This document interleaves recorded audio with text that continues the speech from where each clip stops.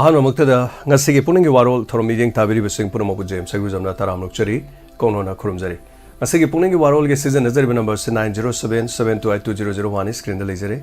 loina ngasigi thorom masida domna video call da saruk yabining labadi khoigi number 7005707808 hariba number sida soidir make domna video call da thorom masi saruk yabiba yagani loina na thorom masi gi sanabi matungina nuktigi phongliba pauche sing headlines kra asigi han mamakta da thamjari asigi matungda mayam puno manadongi puning da phorok wakolon sing share to view asigi oina han da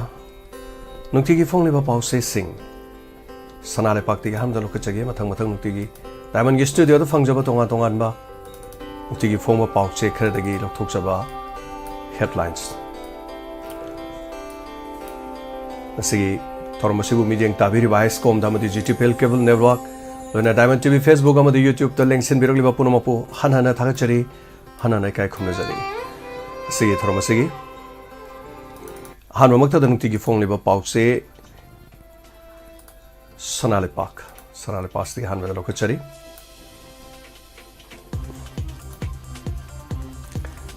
irang da mayum makai mai thadok pikraba miyoi singi yum sana na baskim hodokre loinana thama pan tolo pidraba IMC gi employee sing khongjang fatha haudi lep chumle khwaraman kethel faul ge chatpad hangoi loinana koki mari thadorok tabagi kangpokpida irang hokre nong marik ama phauba sudana kwa kethelda ichau thokle manipur ban hayeng phauba sangdokre economic blockade handokre rims ki recruitment center guwahati da piribasi koki sing mateng pangbani haina chb joina phongdokre Driver sing is starting thadokpagi khongjang lakpi yai driver union phongdorokpa section warol thamlagi irang loidona mausagi phibam da hanjilakpada manipur gi cinema di yauroi dore haibo warol siaw film industry na thabak piram ba mioi lising kaya sinpham hongnakre Robinson wahengbomgi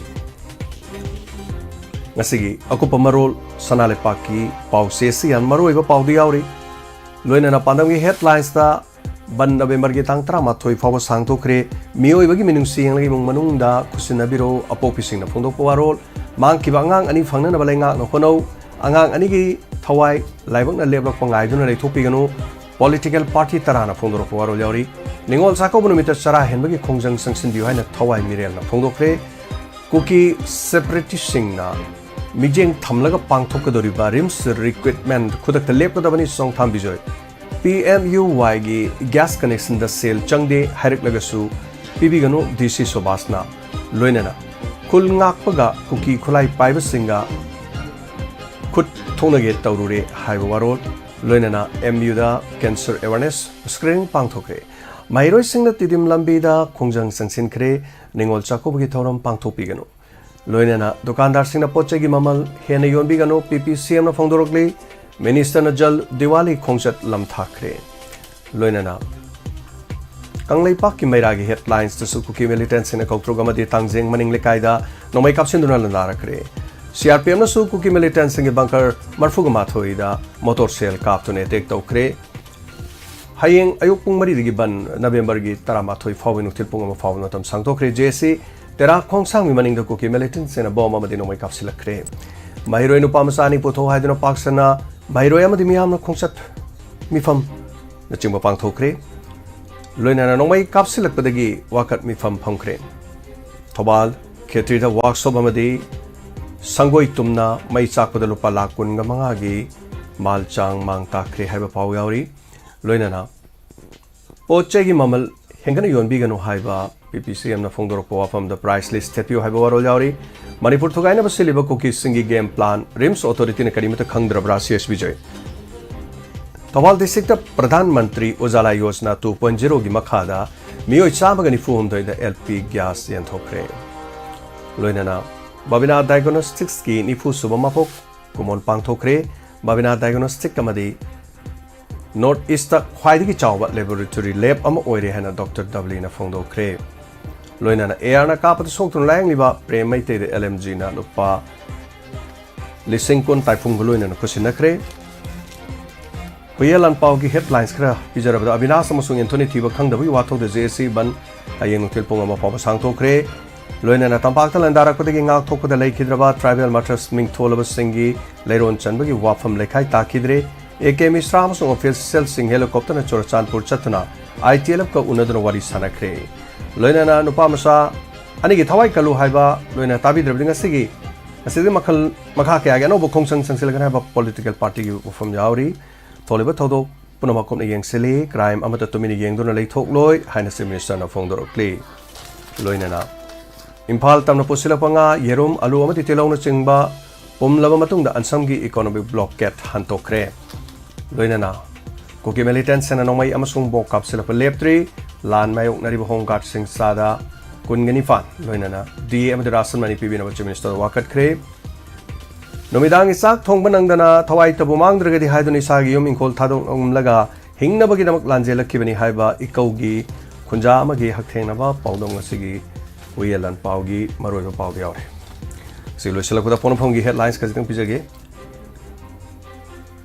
irang de yumai thakraba singyum sanaraba senpam yongthokpa hokre crime makhal amata da state government atumina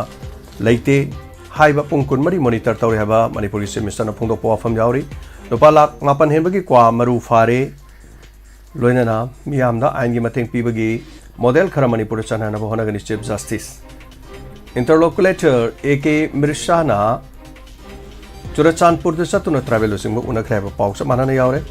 rims ki return test pangthopagi matang bijen phongdokpa wafam ji pulop yaure ansanggi economic blockade tilok chanam pumlo matung da handokre rims ki director hapagi rai kona state okre pung tara harom kamna matung da IDM na Hamas yakan mafum kuzum chansangre France na sinduna Gaza gi mafum singda tengbang pina nabagi conference pangthokre Lebanon da Hezbollah gi infrastructure da air strike tokre hari Nongpok Syria da US na air strike tokre Israel da Syria ki capital da missile attack tokre Ukraine gi Odessa da Russia missile kapsin raja sama pan kre hari masina mapan gi mi painingai oiba pawsingi makha tarakpasi miyamna masigi puning gi warol gi thorom da phongdo pio do madong gi puning da fawbiro po akolonsi khogi number hangdok tuna thamjare number sida do madong gi puning gi warol phongdo pio Torom horok pada miyo chamaga marfuga nithoi live ta sangbirakpa haninga leitana thagachari masi Facebook page ta lakpiriba miyo nifuga manga bosu kai khonojari domadom su kariguma kharadang phongdokpiu laipaki oiba mi chaiba ngang khotpa do dagi wanatana hojik thoiba thodo wa thokta haiba dare lau uphong khangdriba lau lopong khangdriba aduga ningon chakobagi ayamna budi sakona roi aduga sakona ro harga sim phal manungda sakoro roi di hai aduga pochei da khoi mi karak pa haigadra kethel ka bagi changni phal manung gari sin badi am henjale ta pot lai badi kesu kai ba leite aduga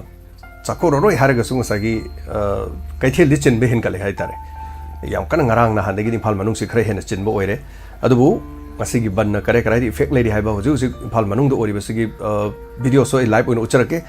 marak sidang asigi thorom sigi han ba kola lo khuchage Hello.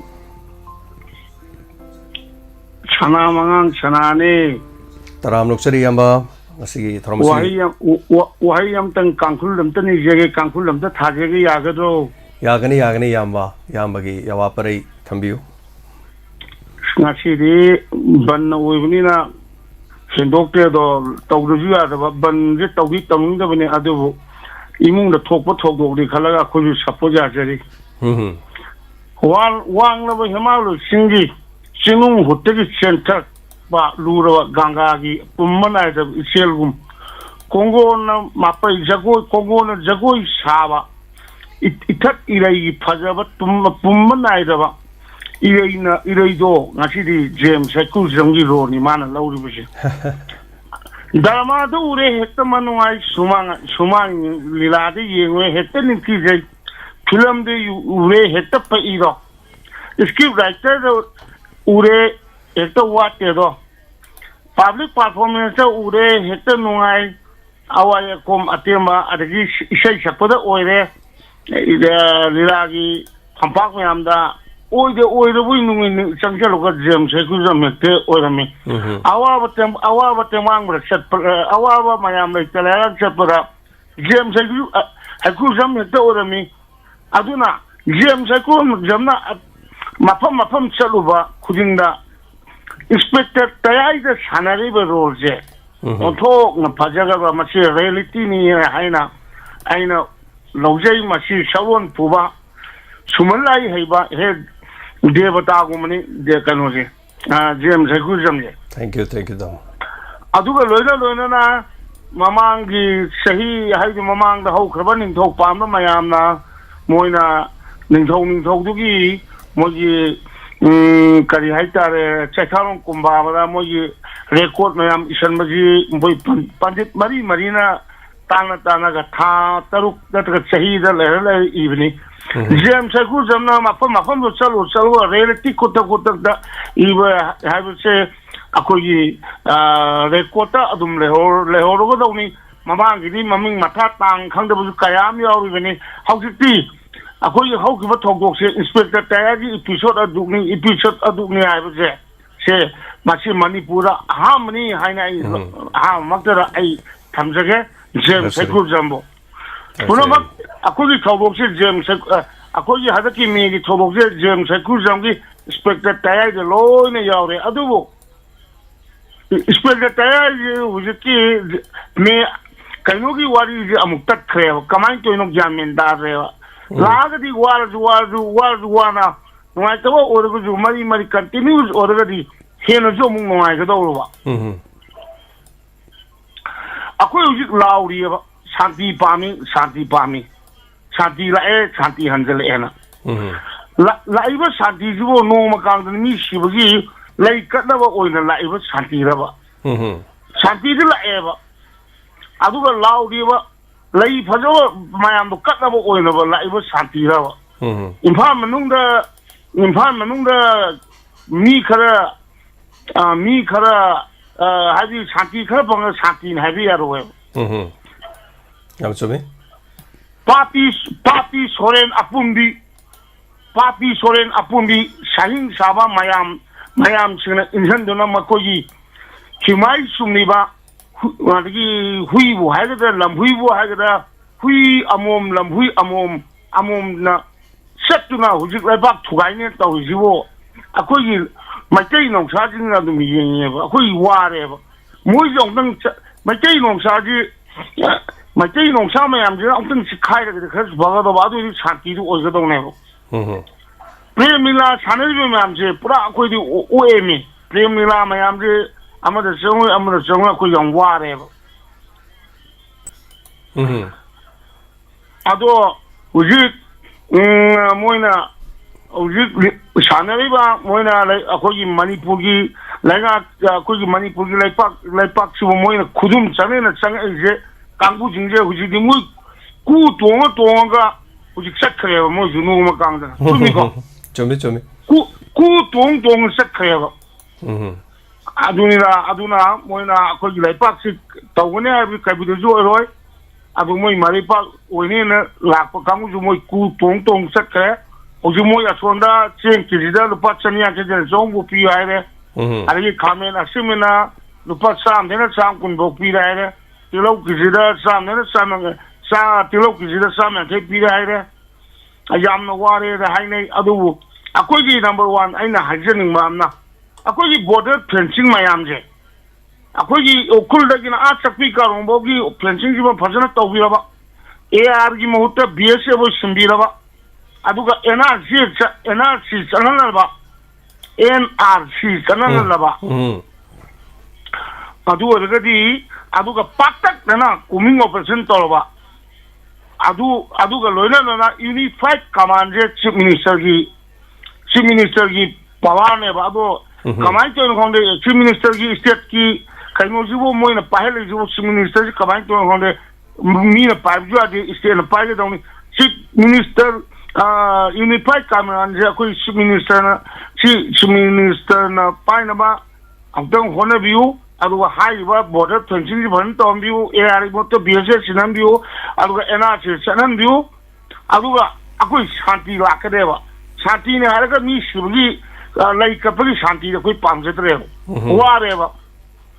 bango kana na pamge adubu ngasi gi banji da koi sogol le ai imung da thokune haraga si makta da mun tigi 페이스북에 이런 게 생각이 마야암진네 얌나 두고 저리지 시부 엉덩 뭐이고 다이먼드 TV다 뭐이 동안나 패션 쇼 막 어디서 야로 뭐 이랑 발랑들 레레 레팍 지수건 칸레 마야암진이 어와브지 까용 칸레 하이브니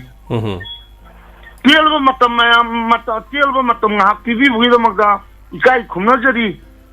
아거기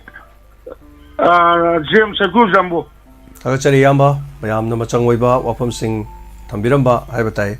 yam nungaijai ngasi gi thorom gi ahobu makta da yam pung sing sininga oiba wafam kya thambiramba gi damak yamba hana tagachari na de ekta ba punchi nuksang boi bi yamba thank you so much maram marak ta dum yobiro tagachari yamba gi ko lakpada karigumba nungaiba mayam da kare tare wahaina sagi khara sahitik oiba mongam da haiba oiragasu wafam sing asina khoi gi pungning da nungaiba haibatai ko Hello. Hello, good afternoon, sir. Good afternoon, Madam Manao. Oh, trong quỳ đây thế nào muốn phone tàu đấy như ấy lẻ được ta, không nói là gì nữa. Ai coi lady, em đâu. Thôi. Ai coi Madam. Sao gặp được em nung ai gì? Hai view. Oh, hay gì chứ? Ôi, cái nó mặc harom da, krem thok vào đó ta biết nó rất sao chưa? Oh, ta dây. Oh, ada tu ki. Bây giờ mà sáng ngã cái thiên phàm mới đấy đó, ngã phàm mà là cái nó thọc pi đó cái thiên đó, bố lộc bún dê đó là hai ba đấy đấy chúng hạ cái chắc chắn rồi đó, khơi cái khom mà cả đó là ai vậy nó giờ khơi còn đông đó, khơi như giờ đi ngày nó lấy gì mà chỉ thọc xe đó nè. Thôi. Đó này mi nông ai đó,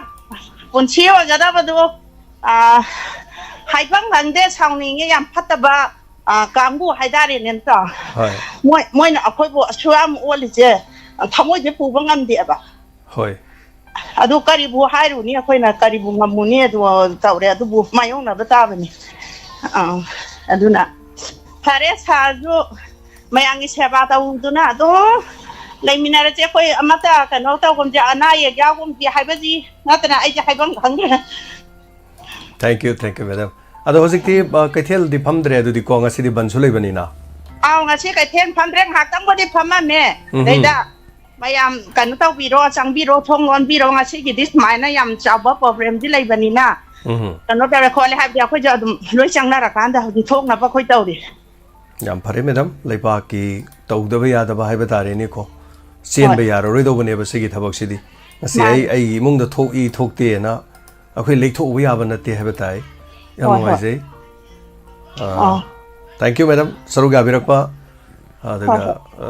Koi su thorom si tajari natraga koi yaujari haidana ko to birakpa se amngai kare thaga chari. Thank you. Thank you caller da khodong sa ba bijari. Saruga biodom phongdo biodom odom su. Ngak tang ur so dong gi puning da phoropo khalon sing.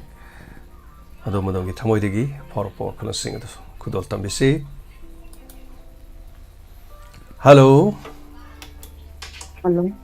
Taram Nuksari. Hello, James. Taram Nuksari. Oh, Taram Nuksari James kay no ni. Ay thobal wa mo ta ba tagi lekan jen projin. Taram Nuksari tapiu kari wa fam ha ni. Lan kay no Pukning Warol atagi pekte tayai. Nungai ni yin jadi na hai cái tàu bự ta. Hoi am nungai. Adum diang bat ngasi di ban mi loi bani yum da lai ba. Hoi. Khoi di bazaar da lai ta lai chi ni bazaar da sum po ka ga yun jadi ye. Hai ra thoban bazaar da dai tu da sum ngasi di yum da ngak lai ba si da pai pre yin ge to lok panin. Am nungai. Nang da di su phang di ngo ge ka no ji. Hoi. Adagi lilik game gi bungona chanthokpa khoi gi kaino do Pukning gi kari haidoi no thamoi gi pa kari haidoi no ne lilik game gi chanthokpa sing tu loi tai ai di kuire nang gi tarakpa aduga bungoga amka chu thingna kre pa thingna sin la karai to no abda khoi gi new year secondary gi da khoi gi angang khoi gi chal pandara sin gi to bai to Hoi. dai da James lakpi da na dai da amu una sa kra Yam nungai jai. Dai da ai jo ngang chan pa mi yaw ba. Okay. ꯑꯗꯩꯗꯨꯗ ꯀꯩꯅꯣ ꯁꯔꯨ ꯌꯥꯖꯈꯤꯕꯅꯤꯗ ꯑꯩꯅ ꯁꯨꯝ ꯌꯦꯡꯕ ꯏꯕꯨꯡꯉꯣꯒꯤꯁꯦ ꯑꯗꯨꯝ ꯌꯦꯡꯉꯩ ꯁꯨꯡꯂꯦꯞ ꯂꯦꯞꯇꯅꯤ ꯑꯗꯣ ꯑꯗꯩꯅ ꯁꯨꯝ ꯍꯥꯏꯖꯔꯛꯄꯅꯤꯗ ꯑꯩꯁꯨ ꯅꯣꯡꯃꯇꯗꯤ ꯃꯇꯦꯡ ꯄꯥꯡꯕ ꯂꯥꯛꯀꯦꯅ ꯅꯤꯡꯕꯅꯤ ꯂꯩꯗꯤ ꯂꯩꯖꯗꯦ ꯈꯤꯇꯪꯗ ꯑꯣꯏꯔꯁꯨ ꯑꯉꯝꯕ ꯃꯇꯦꯡ ꯃꯌꯥꯝꯒꯤ ꯃꯇꯦꯡ ꯄꯥꯡꯕꯗꯣ ꯑꯝꯇꯗꯤ ꯄꯥꯡꯖꯒꯦꯅ ꯈꯟꯕ ꯀꯩꯁꯨ ꯀꯥꯏꯗꯦ ꯅꯣꯡꯃ ꯑꯉꯝꯕ ꯃꯇꯝꯗ ꯂꯥꯛꯄꯤꯔ ꯂꯣꯏꯔꯦ ꯍꯣꯏ ꯅꯣꯡꯃ ꯑꯩ ꯏꯆꯥꯁꯤꯡꯒ ꯇꯧꯔꯒ ꯅꯣꯡꯃ ꯂꯥꯛꯆꯒꯦ ꯏꯕꯨꯡꯉꯣ ꯌꯥꯝ ꯅꯨꯡꯉꯥꯏꯖꯩ ꯊꯝꯖꯔꯒꯦ ꯖꯦꯝꯁ ꯐꯅꯤ ꯐꯅꯤ ꯌꯥꯝ ꯅꯨꯡꯉꯥꯏꯖꯩ ꯊꯥꯒꯠꯆꯔꯤ ꯇꯧꯔꯛꯄ ꯊꯥꯒꯠꯆꯔꯤ ꯉꯔꯥꯡꯁꯤ ꯏꯟꯁꯄꯦꯛꯇꯔ ꯇꯌꯥꯏ ꯁꯟꯗꯣꯛꯄ ꯉꯝꯈꯤꯗ꯭ꯔꯦ ꯃꯁꯤꯒꯤꯗꯃꯛ ꯃꯌꯥꯝ ꯉꯥꯛꯄꯤꯅꯤ ꯑꯩ ꯏꯁꯥꯁꯦ ꯉꯔꯥꯡꯁꯦ ꯅꯨꯡ ꯂꯧꯊꯣꯛꯄꯒꯤ ꯑꯩꯈꯣꯏꯒꯤ ꯄ꯭ꯔꯣꯁꯦꯁ ꯑꯃ ꯍꯥꯏꯇꯥꯔꯦ ꯃꯗꯨ ꯆꯠꯊꯈꯤꯕ ꯌꯥꯝ ꯅꯨꯡꯉꯥꯏꯇꯕ ꯍꯥꯏꯇꯥꯔꯦ ꯀꯔꯤ ꯍꯥꯏꯗꯣꯏꯅꯣ ꯉꯔꯥꯡꯒꯤꯁꯤ ꯑꯃꯨꯛ ꯁꯤ ꯃꯦꯆꯤꯟ ꯑꯩꯈꯣꯏꯒꯤ ꯍꯣꯁꯄꯤꯇꯥꯜꯗꯅꯤ ꯆꯦꯝꯕꯔꯗ ꯅꯨꯡꯁꯤ ꯑꯃꯨꯛ ꯃꯔꯤꯔꯛ ꯃꯉꯥꯔꯛ ꯁꯨꯕ ꯑꯣꯏꯅ ꯊꯨꯒꯥꯏꯕꯅꯦ ꯑꯗꯨꯅ ꯅꯨꯡꯁꯤ ꯑꯗꯨꯝ ꯁꯤꯗꯩꯗ ꯂꯩꯔꯒ ꯇꯥꯔꯧ ꯌꯥꯗꯕ ꯍꯥꯏꯇꯥꯔꯦ ꯀꯥꯏꯔꯒ ꯁꯨꯝ ꯆꯀ꯭ꯔꯤ ꯇꯧ ꯂꯩꯕ ꯍꯥꯏꯇꯥꯔꯦ ꯑꯗꯨꯒ ꯁ꯭ꯇꯦꯟ ꯑꯃ ꯍꯥꯞꯄ ꯃꯅꯨꯡꯗ ꯏꯁꯥꯗ ꯄꯥꯏꯞ ꯑꯃ ꯍꯥꯞꯄꯗꯨ ꯂꯧꯊꯣꯛꯄꯒꯤ ꯃꯇꯝ ꯑꯃ ꯑꯣꯏꯁꯜꯂꯛꯄ ꯑꯗꯨ ꯂꯧꯊꯣꯛꯄ ꯀꯥꯟꯗꯨꯗ ꯏꯁꯥꯁꯦ ꯐꯤꯚꯔ ꯇꯧꯈ꯭ꯔꯕ ꯍꯥꯏꯇꯥꯔꯦ ꯑꯩ ꯌꯨꯝꯗ ꯂꯥꯛꯑꯀꯥꯟꯗꯒꯤꯗꯤ ꯂꯦꯡꯕ ꯊꯤꯟꯕ ꯑꯔꯣꯏꯕꯤ ꯇꯧꯔꯦ ꯒꯨꯂꯤ ꯆꯥꯔꯦ ꯌꯥꯗ꯭ꯔꯦ ꯇꯨꯝꯗ꯭ꯔꯦ ꯑꯍꯤꯡ ꯆꯨꯞꯄ ꯍꯥꯏꯇꯥꯔꯦ ꯑꯗꯨꯅ ꯏꯟꯁꯄꯦꯛꯇꯔꯗ ꯑꯩ ꯁꯥꯟꯅꯕ ꯉꯝꯈꯤꯗ꯭ꯔꯦ ꯑꯗꯒꯤꯗꯤ ꯑꯃꯨꯛ ꯏꯆꯥꯅꯨꯄꯥꯒꯤꯁꯨ ꯌꯥꯝ ꯂꯥꯡꯗꯅ ꯁꯨꯝ ꯕꯥꯔꯗꯦꯅꯦꯅ ꯁ꯭ꯇꯥꯐ ꯃꯌꯥꯝ ꯇꯧꯗꯅ ꯁꯤꯗ ꯇꯧ ꯂꯩꯕ ꯑꯁ ꯅꯤꯡꯊꯤꯅꯨꯡꯉꯥꯏ ꯌꯥꯎ ꯉꯝꯗ꯭ꯔꯦ ꯑꯗꯨꯝ ꯑꯩ ꯐꯃꯨꯡꯗ ꯐꯦꯔꯦ ꯐꯦꯔꯦ ꯍꯥꯏꯔꯦ ꯑꯗꯨꯝ ꯉꯁꯤ ꯄꯨꯛꯅꯤꯡ ꯋꯥꯔꯝ ꯇꯧꯕ ꯉꯝꯃꯣꯏꯗ꯭ꯔꯥꯅ ꯈꯟꯕꯅꯦ ꯑꯗꯣ ꯀꯥꯕꯛ ꯀꯥꯕꯛ ꯍꯥꯏꯇꯥꯔꯦ ꯍꯧꯖꯤꯛꯇꯤ ꯂꯦꯡꯕ ꯊꯤꯟꯕꯗꯨ ꯈꯔ ꯐꯔꯀꯥꯟꯗ ꯇꯧꯖꯔꯛꯄꯅꯦ ꯑꯗꯨ ꯃꯌꯥꯝ ꯌꯥꯝ ꯍꯪꯉꯦ ꯁ꯭ꯇꯦꯇꯁꯇ ꯉꯔꯥꯡ ꯑꯩꯅ ꯁꯨꯝ ꯊꯝꯃꯨꯕꯗ ꯎꯕꯤꯕ ꯌꯦꯡꯕꯤꯕ ꯃꯌꯥꯝ ꯄꯨꯝꯅꯃꯛꯅ ꯍꯥꯏꯇꯥꯔꯦ ꯑꯗꯨꯅ ꯃꯔꯝ ꯑꯣꯏꯔꯀꯥꯟꯗ ꯉꯔꯥꯡ ꯏꯟꯁꯄꯦꯛꯇꯔ ꯇꯌꯥꯏ ꯇꯧꯖꯈꯤꯗ꯭ꯔꯦ ꯍꯣꯔꯦꯟꯗꯤ ꯉꯝꯅꯕ ꯑꯗꯨꯝ ꯍꯣꯠꯅꯖꯔꯛꯀꯦ ꯊꯦꯡꯛ ꯌꯨ ꯁꯣ ꯃꯆ ꯃꯊꯪꯒꯤ ꯀꯣꯂꯔ ꯂꯧꯈꯠꯆꯒꯦ ꯍꯜꯂꯣ ꯍꯜꯂꯣ ꯍꯣꯏ ꯌꯥꯡꯕꯣꯛꯄꯤ ꯏꯆꯦꯅꯦ ꯑꯍꯥꯟꯕꯃꯛꯇꯗ ꯇꯔꯥꯃꯨꯛꯆꯔꯤ ꯏꯄꯥꯕꯨ ꯆꯦ ꯏꯀꯥꯏ ꯈꯨꯝꯅꯕ ꯎꯠꯆꯔꯤ ꯊꯣꯛꯄ ꯏꯄꯥꯒꯤ ꯊꯧꯅꯥ ꯍꯥꯏꯗꯨꯅꯤ ꯏꯟꯁꯄꯦꯛꯇꯔ ꯇꯌꯥꯏ ꯂꯥꯟꯊꯣꯛꯇ꯭ꯔꯁꯨ ꯀꯔꯤꯝ ꯀꯥꯏꯗꯦꯌꯦ ꯑꯗꯣ ꯑꯁ ꯉꯔꯥꯡ ꯅꯣꯡ ꯌꯥꯗ꯭ꯔꯦ ꯅꯤꯅꯤꯕꯨ ꯄꯣꯊꯥꯔꯒ ꯂꯩꯕꯅꯗꯤ ꯐꯕꯅꯤꯗ ꯌꯥꯗꯤ ꯌꯥꯅꯤꯅ ꯈꯜꯂꯤ ꯍꯣꯔꯦꯟꯗꯤ ꯑꯗꯨ ꯈꯪꯗ꯭ꯔꯤ ꯍꯣꯔꯦꯟ ꯉꯝꯒꯗ꯭ꯔꯥ ꯉꯝꯃꯣꯏꯗ꯭ꯔꯥ ꯑꯗꯨꯗꯤ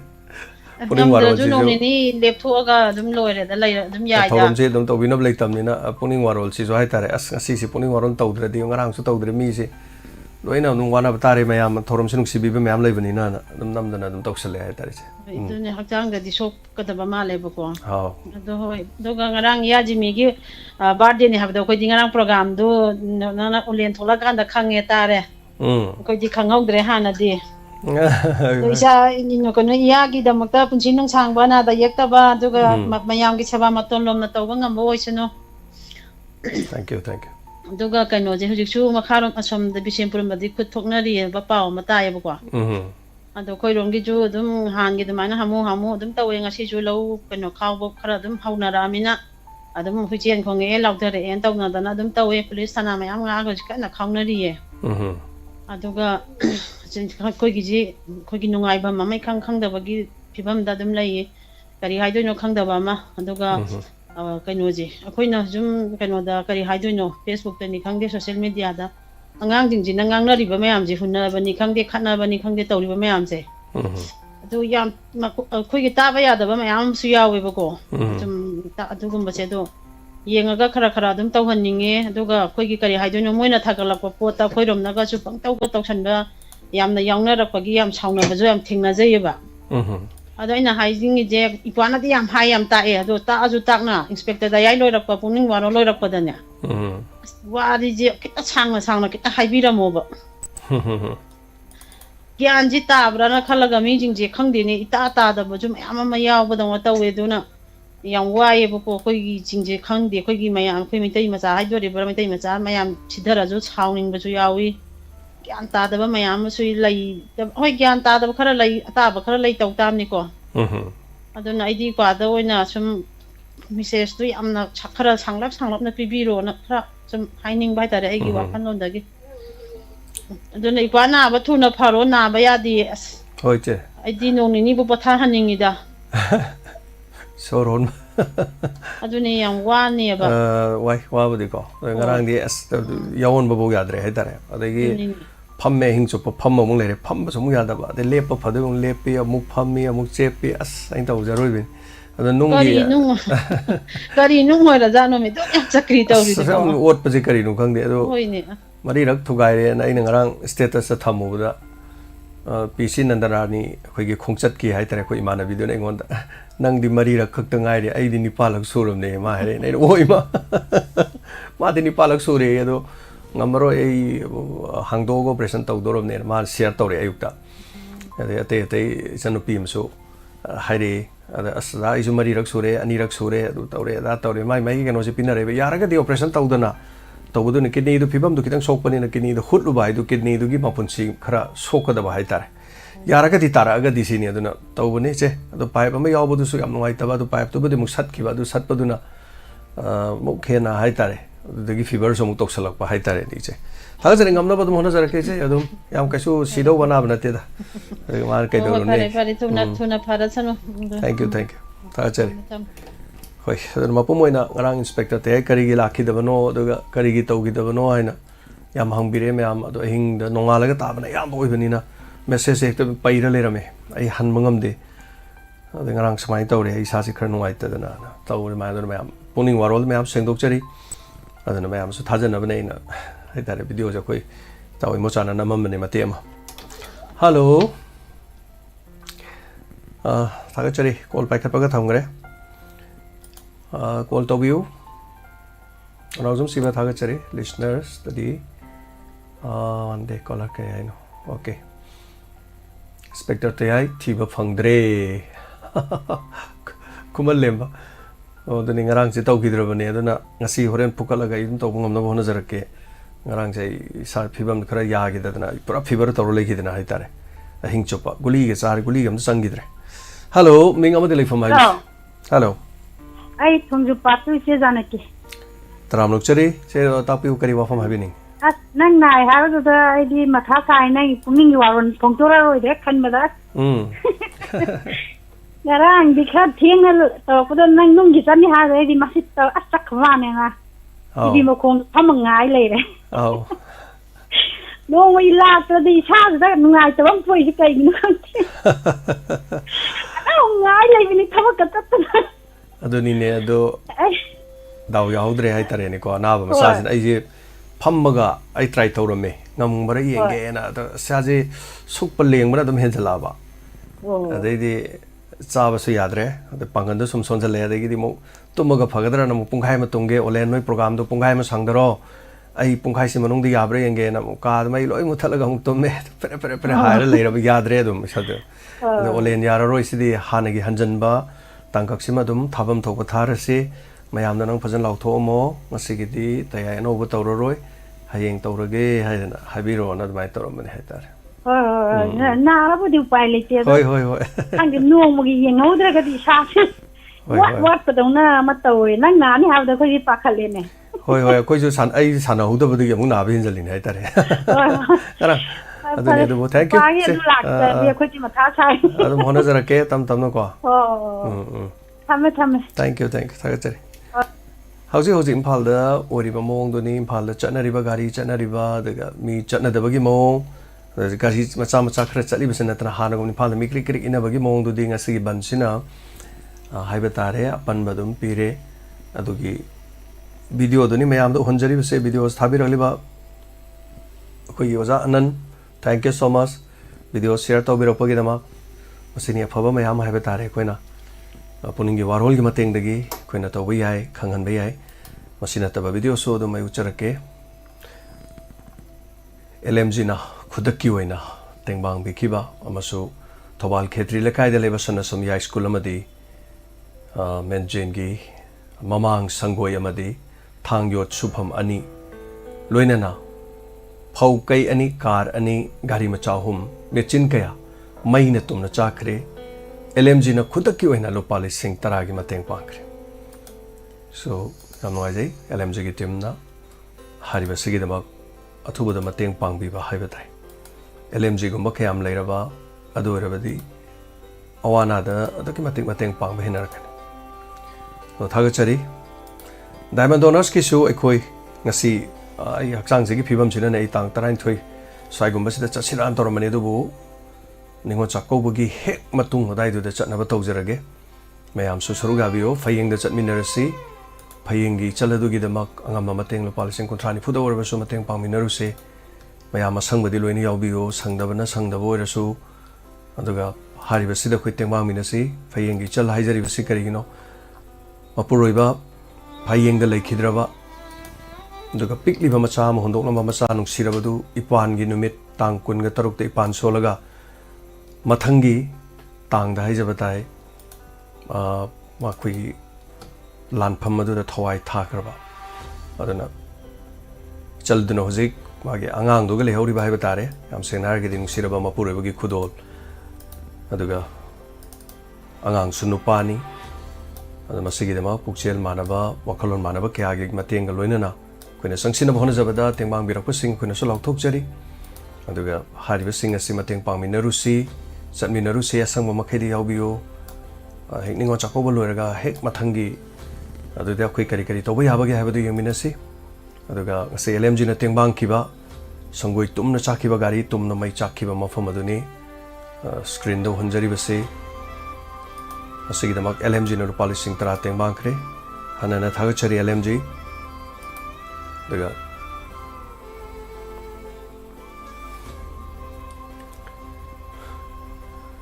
thudam binodini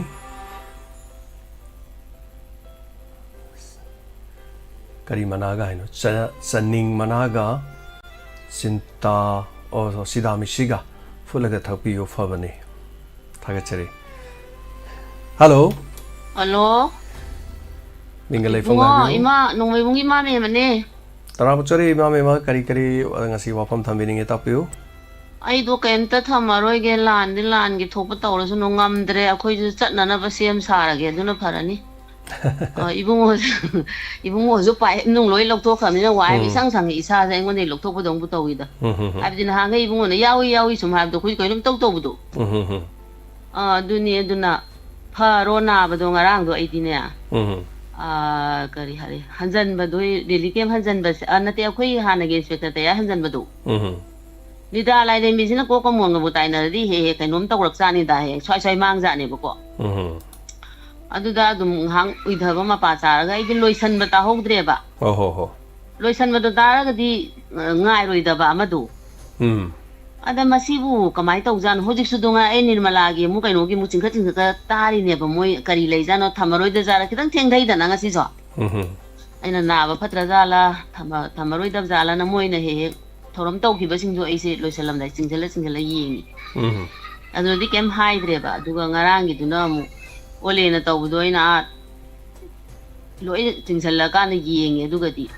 tare dugadi tawraroi na mana hairi pungani tarabani ai di sum yengba hai di sum nungti gi tawgimni na lakadra wakhando khalubanda ai bungo gi adumai na tawri di khangdam na sai gi olen gi program do taramga di adum loisan bado ira ila bado aduni adu hai gi tawna do pharo ibungo do ya amna ne bera chaka yam thangman khare ibungo ko phabo oiro ko dang matang dei di hoi ma phare si har ga ima thame thank you mai chakpagi sinari uri base afaba phajaba mai chakpagi sinari manatre sinari de taru tanan ba phajaba pukning hu ba tare sin awabagi sin hai tare aduna khoi thobal khetri lekai de leiba sanasam ya school amadi mention gi mamang sangoida yot supam loinana phaukai ani car ani gari macha hom michin kya maina tumna chakri LMG na khota kwena policing tara teng mangkre asini hello chan pagi khonta te khondi dum tai masak tu ta kuire hoi ma bo na loi tai nangiไปชาปีไปสักป้ามามาเต้าป้าได้นั่งที่ดักแต่สักไปกี่ร้อยนะมาเชื่อสมร้อยยังไงไอ้ยูสัตว์ตัวนี้ไอ้ยูอย่างกันคนนั้นดิพี่ไอ้ยูสัตว์ตัวนี้งานจะลุยเต้าก็ตลอดก็กอกสลักกันได้ยาแต่นะมอหันแหล่ฮิดากุลิจารีฮิดากาปีอามุกสัตว์ตัวนี้อยู่ไอ้มาบอกพะโบยสนุยามในย่างนะhai tare ni ma ko hoi cha jo pha pa hoi ro na ba ya pon te hoi ma tha chari ma hoi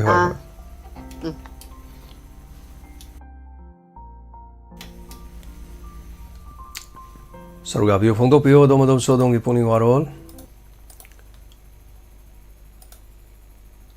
Timna lejeribasi Tawan Kendri Manung channel leba Tawan Khitri Lekaida ngarang ahing yamna lebak thiba thodok ama koi hariba Khitri Lekai se leba sanasam bai skun amasung sanasam khogi menjel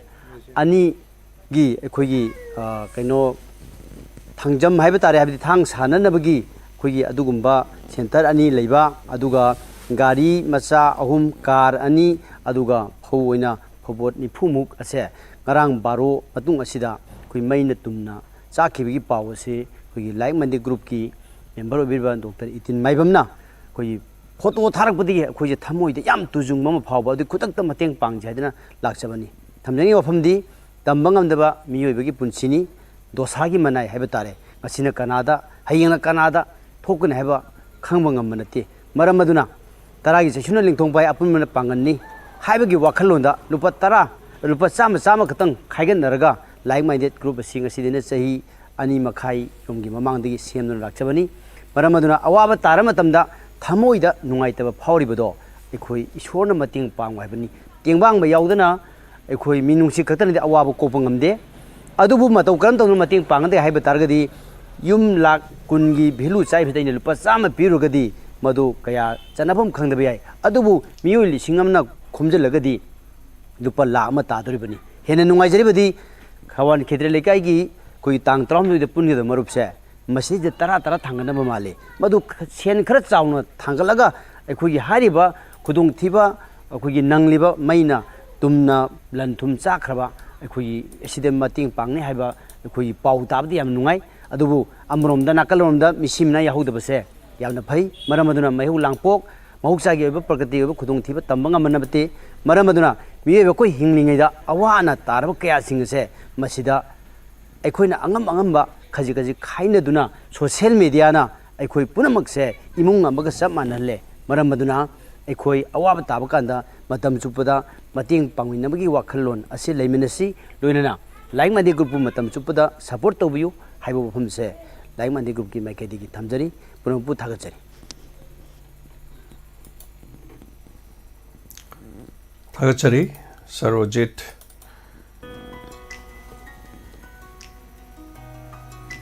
Hello Hello Hello Mingalai Fanga Tapiu Tawzare si Torbung dagi Sangita Torbung dagi Karmai Tobirge Torbung dagi Haisi Torbung Karawai Hujina Karawai Lebivano Hazingna kana khoya thami rikem dilai Kamai Tobiri Sangita Hujik Pibam se Kamai na Tobiri Akoi je rikem da koi imanabi nai changa proposal ga ko antang pun yoro jawa khara khasi na kana tawpani Thoromdi yeng badi phangbibro wifi gumba kai gumba relu kem da phangbro kamai tawge wifi se samdi samne adu thamaga ju kaino oina sina badi ngamdre bi koi je sigi de kan emene da mana tawdu da matam jana haji para khada kuini yengge tawna haji da ko ji ahal oram na godina kuina di yengdre ba aduga tamogi kaino je koina download tawga imungda yenga tara bi ka yengje Okay Tapiu kari habiningi kari matang thambiningi mayamda kari khanghaningi habiu tamogi de pung yorong de koina pukhasani je koi je kayang kuina thambi gi doino yang kuina lei gi doino na tamogi pung yorong de phothoga leibas de leiba pi pa puna maksina tabi daga athubuda khoi gi hana gi mafam de tang du leitana leina bagi ngamna bagi pung yorong tang pukhasani ba Isagi yumde Sangita loina mai chakrabra mai thahudaba yawloi tem thokrabra kamai tawi torbungit TMD duga mai di thage me gi tari ohum gi dum thage Malchang phau kai kari ga yauki bra kari kamaka kari amanga ta kayam yauki yaw ga hai tare tamu haji kaino su gari si yaw gre adagi di phau nu ju loi mo khoina phau se sa ke kai se sa ke am tang lo ko ge pol se talu ra kan phau jam te le am dre ꯑꯗꯨ ꯅꯪ ꯇꯧꯕꯗꯤ ꯑꯩꯈꯣꯏꯁꯨ ꯆꯪꯉꯔꯣꯏꯗ ꯀꯩꯗꯧꯗꯣꯏꯅꯦꯅ ꯑꯩꯈꯣꯏ ꯏꯃꯨꯡ ꯃꯅꯨꯡꯁꯨ ꯄꯨꯂꯞ ꯀꯥꯞꯃꯤꯟꯅꯔꯒ ꯑꯗꯨꯝ ꯆꯦꯟꯊꯣꯛꯑꯦ ꯉꯁꯤꯐꯥꯎ ꯑꯗꯨ ꯁꯨꯃꯥꯏꯅ ꯈꯣꯏꯌꯥꯊꯣꯡꯒꯤꯗꯤ ꯀꯦꯝꯗ ꯂꯩꯔꯤꯁꯤꯅꯤ ꯇꯥꯃꯣ ꯏꯃꯨꯡ ꯃꯅꯨꯡ ꯃꯤ ꯀꯌꯥꯅꯣ ꯍꯧꯖꯤꯛ ꯃꯐꯝꯗꯨ ꯂꯩꯕꯤꯔꯤꯁꯦ ꯃꯐꯝꯁꯤꯗ ꯂꯩꯔꯤꯁꯦ ꯑꯩꯈꯣꯏ ꯏꯆꯤꯟ ꯏꯅꯥꯎ ꯑꯩꯈꯣꯏ ꯃꯔꯤꯅꯦꯕꯀꯣ ꯑꯩꯈꯣꯏ ꯃꯔꯤ ꯂꯩꯕꯁꯤꯗ ꯅꯨꯄꯥ ꯑꯃꯅ ꯂꯩꯕꯨꯗꯤ ꯇꯣꯉꯥꯟ ꯇꯣꯉꯥꯟꯅ ꯂꯩꯍꯧꯔꯦꯕꯀꯣ ꯇꯥꯃꯣ ꯀꯩꯅꯣ ꯀꯨꯝꯕꯤꯒꯤ ꯔꯤꯀꯦꯝꯗ ꯑꯃ ꯋꯥꯡꯉꯨꯗ ꯑꯃ ꯑꯗꯨꯒ ꯑꯗꯨꯋꯥꯏꯗꯅ ꯃꯣꯏ ꯄꯨꯜꯍꯧꯔꯦ ꯑꯩ ꯏꯇꯣꯝꯗ ꯁꯣꯝꯗ ꯏꯆꯥ ꯀꯩꯀꯩꯗꯨꯁꯨ ꯕꯣꯔꯗꯤꯡꯗ ꯂꯩꯕꯅꯤꯅ ꯔꯦꯟ ꯀꯩꯀꯩ ꯕꯔꯥꯗꯣ ꯍꯨꯟꯕ ꯉꯝꯗꯕꯗꯨꯗ ꯂꯥꯛꯑꯒ ꯂꯩꯕ ꯑꯩꯅ ꯀꯔꯤ ꯀꯔꯤ ꯁꯦꯟꯊꯣꯛ ꯂꯝꯕꯤꯗꯤ ꯂꯩꯔꯦ ꯑꯗꯨꯋꯥꯏꯗ ꯂꯩꯕꯗ ꯃꯣꯏꯅ ꯇꯝꯕꯤꯕ ꯈꯣꯠꯄꯤꯕ ꯁꯥꯕ ꯈꯣꯠꯄ ꯀꯧꯅꯥ ꯐꯛ ꯃꯣꯔꯥ ꯁꯥꯕ ꯈꯣꯠꯄ ꯑꯗꯨꯒꯨꯝꯕ ꯁꯥꯄꯣꯟ ꯁꯥꯕ ꯁꯤꯒꯨꯝꯕꯗꯤ ꯌꯥꯎꯕꯤꯕ꯭ꯔꯥ ꯀꯔꯤ ꯇꯧꯔꯒ ꯂꯩꯕꯤꯔꯤ ꯇꯥꯃꯣ ꯀꯩꯅꯣꯅꯦ ꯑꯩꯈꯣꯏꯒꯤꯁꯦ ꯗꯨꯛ ꯀꯦꯟꯗꯜ ꯐꯤ ꯁꯥꯕ ꯀꯩꯗꯣ ꯑꯗꯨꯝꯕꯗꯤ ꯇꯧꯔꯦ ꯑꯗꯨꯒ ꯑꯩꯈꯣꯏꯒꯤ ꯀꯧꯅꯥ ꯐꯛꯀꯩ ꯇꯧꯕ ꯀꯩꯗꯧꯕꯗꯨꯗꯤ ꯌꯥꯎꯗ꯭ꯔꯦ ꯇꯥꯃꯣ ꯁꯤꯗ ꯂꯩꯉꯥꯛꯀꯤ ꯃꯥꯏꯀꯩꯗꯒꯤ ꯂꯨꯄꯥ 500 ꯄꯤꯕ ꯂꯨꯄꯥ 1000ꯒ ꯄꯤꯕꯗꯣ ꯑꯗꯥꯏꯗ ꯌꯧꯔꯛꯈꯤꯕ ꯌꯥꯎꯕ꯭ꯔꯣ ꯐꯪꯈꯤꯕꯒ ꯌꯥꯎꯕ꯭ꯔꯣ ꯌꯥꯎꯋꯦ ꯇꯥꯃꯣ ꯑꯗꯨꯃꯁꯨ ꯌꯥꯎꯋꯦ ꯂꯨꯄꯥ 1000 ꯌꯦꯟꯈꯤꯕꯩꯗꯣ ꯑꯃꯨꯛꯈꯛ ꯌꯦꯟꯈꯤꯕꯔꯣ ꯑꯗꯨꯒ ꯑꯇꯩ ꯊꯥ 6ꯁꯤꯗ ꯀꯌꯥꯔꯛ ꯌꯦꯟꯈ꯭ꯔꯒꯦ ꯑꯃꯨꯛꯈꯛꯇ ꯌꯦꯟꯗ ꯉꯥꯏꯔꯤ ꯃꯥꯜꯂꯦ ꯉꯥꯏꯔꯤ ꯃꯥꯜꯂꯦ ꯀꯨꯏꯅ ꯑꯃꯨꯛꯈꯛꯇ ꯉꯥꯏꯔꯤ ꯇꯥꯃꯣ ꯃꯃꯥꯡ ꯊꯥꯗ ꯃꯃꯥꯡ ꯊꯥ ꯑꯅꯤꯃꯨꯛ ꯁꯨꯔꯦꯀꯣ ꯊꯥ ꯑꯅꯤꯃꯨꯛ ꯁꯨꯔꯦ ꯇꯥꯃꯣ ꯍꯧꯖꯤꯛꯇꯤ ꯐꯤꯔꯣꯟ ꯏꯪꯉꯛꯄꯒꯤ ꯈꯣꯠꯂꯛꯄꯒꯤ ꯃꯈꯥꯗꯒꯤ ꯂꯩꯅꯤꯟ ꯀꯥꯕꯒꯤ ꯁꯤꯒꯨꯝꯕꯒꯤ ꯀꯔꯤ ꯀꯔꯤꯗꯤ ꯂꯩꯒꯦ ꯈꯨꯗꯣꯡꯆꯥꯗꯕ ꯇꯥꯃꯣ ꯑꯩꯈꯣꯏꯒꯤ ꯇꯨꯝꯕ ꯆꯥꯕꯁꯤꯗꯒꯤ ꯑꯩꯈꯣꯏꯒꯤ ꯀꯩꯅꯣꯁꯤꯅ ꯇꯥꯃꯣꯗꯒꯤꯁꯤꯅ ꯌꯥꯝ ꯐꯖꯅ ꯍꯣꯠꯅꯕꯤꯌꯦ ꯍꯥꯏꯕꯗꯤ ꯃꯥꯅ ꯐꯃꯨꯡꯗ ꯇꯨꯝꯃꯒ ꯅꯣꯏꯅ ꯂꯩꯕꯥꯛꯇ ꯇꯨꯝꯕ ꯌꯥꯕ ꯅꯠꯇꯦ ꯍꯥꯏꯗꯅ ꯐꯃꯨꯡ ꯃꯆꯥ ꯑꯃ ꯄꯤꯕꯤꯔꯦ ꯃꯣꯝꯄꯥꯛ ꯄꯤꯕꯤꯔꯦ ꯕ꯭ꯂꯦꯡꯀꯦꯠ ꯑꯃꯃꯝ ꯊꯝꯕꯤꯔꯦ ꯑꯗꯨꯒ ꯅꯨꯡꯉꯥꯏꯅꯕꯨꯗꯤ ꯊꯝꯕꯤꯌꯦꯕ ꯑꯗꯩꯗ ꯑꯩꯈꯣꯏꯅ ꯅꯨꯡꯉꯥꯏꯖꯗꯕꯅ ꯋꯥꯈꯜꯁꯦ ꯁꯨꯝ ꯈꯟꯖꯜꯂꯨꯔꯀꯥꯟꯗ ꯐꯅ ꯅꯨꯡꯉꯥꯏꯅ ꯊꯝꯃꯒꯁꯨ ꯑꯩꯒꯤ ꯍꯥꯟꯅꯒꯤꯗꯨ ꯍꯦꯛꯇ ꯄꯣꯞ ꯍꯦꯛꯇ ꯇꯥꯔꯛꯄ ꯑꯗꯣ ꯑꯩꯈꯣꯏ ꯃꯌꯥꯝ ꯆꯨꯔꯆꯥꯟꯄꯨꯔꯗꯩ ꯏꯆꯤꯟ ꯏꯅꯥꯎ ꯃꯌꯥꯝꯁꯨ ꯌꯥꯎꯔꯤꯕ ꯁꯤꯗ ꯑꯗ ꯑꯩꯈꯣꯏꯗꯣ ꯄꯨꯂꯞ ꯑꯣꯟꯁꯟꯃꯤꯟꯅꯔꯒ ꯋꯥꯔꯤ ꯁꯥꯔꯒ ꯉꯥꯏꯍꯥꯛ ꯑꯃꯨꯛ ꯅꯣꯛꯄ ꯉꯥꯏꯍꯥꯛ ꯑꯃꯨꯛ ꯀꯞꯄ ꯇꯧ ꯂꯩꯅ ꯇꯧ ꯍꯣꯏꯅꯦ ꯑꯗꯨ ꯆꯥꯛ ꯏꯁꯤꯡ ꯃꯇꯝ ꯆꯥꯅ ꯑꯗꯨꯝ ꯆꯥꯕ꯭ꯔꯣ ꯀꯃꯥꯏ ꯇꯧꯒꯦ ꯆꯥꯛ ꯏꯁꯤꯡꯒꯤꯗꯤ ꯆꯥꯛ ꯏꯁꯤꯡꯁꯨ ꯑꯗꯨꯝ ꯐꯖꯅ ꯍꯣꯠꯅꯔꯛꯈꯤꯗꯦ ꯁꯤꯒꯤꯕꯨꯗꯤ ꯊꯣꯏꯗꯣꯛꯅ ꯐꯖꯅ ꯑꯋꯥꯠ ꯑꯄꯥꯗꯤ ꯂꯩꯇꯕ꯭ꯔꯥ ꯍꯥꯏꯕꯗꯤ ꯌꯥꯝ ꯐꯖꯅ ꯍꯣꯠꯅꯕꯤꯌꯦꯕ ꯇꯥꯃꯣꯁꯤꯅ ꯅꯣꯏꯁꯦ ꯁꯨꯃꯥꯏꯅ ꯇꯧꯔ ꯂꯥꯛꯄꯅꯤꯀꯣꯅ ꯈꯜꯂꯨꯕꯗ ꯃꯥ ꯁ꯭ꯀꯨꯜꯁꯨ ꯇꯣꯉꯥꯟꯅ ꯕꯣꯔꯗꯤꯡ ꯍꯥꯡꯉꯒ ꯑꯉꯥꯡ ꯃꯌꯥꯝꯒꯤꯁꯨ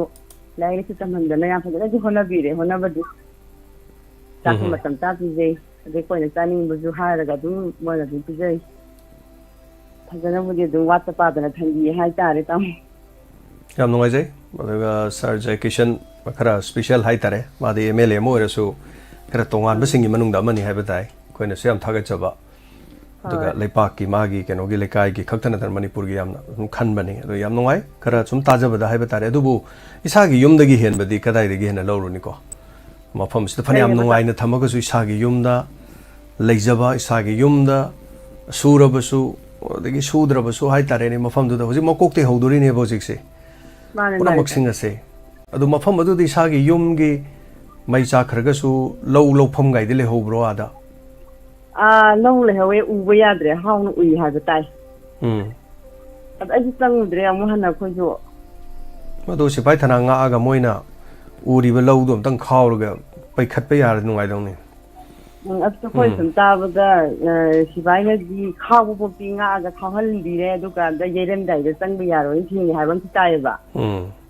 ꯑꯗꯨꯃꯥꯏꯅ ꯇꯧꯕꯗꯨꯗꯒꯤ ꯑꯣꯅ ꯑꯗꯨꯝ ꯂꯩꯔꯦ ꯋꯥꯈꯜꯗꯤ ꯅꯨꯡꯗꯤ ꯅꯨꯡꯉꯥꯏꯇꯦ ꯑꯗꯨ ꯇꯥꯃꯣ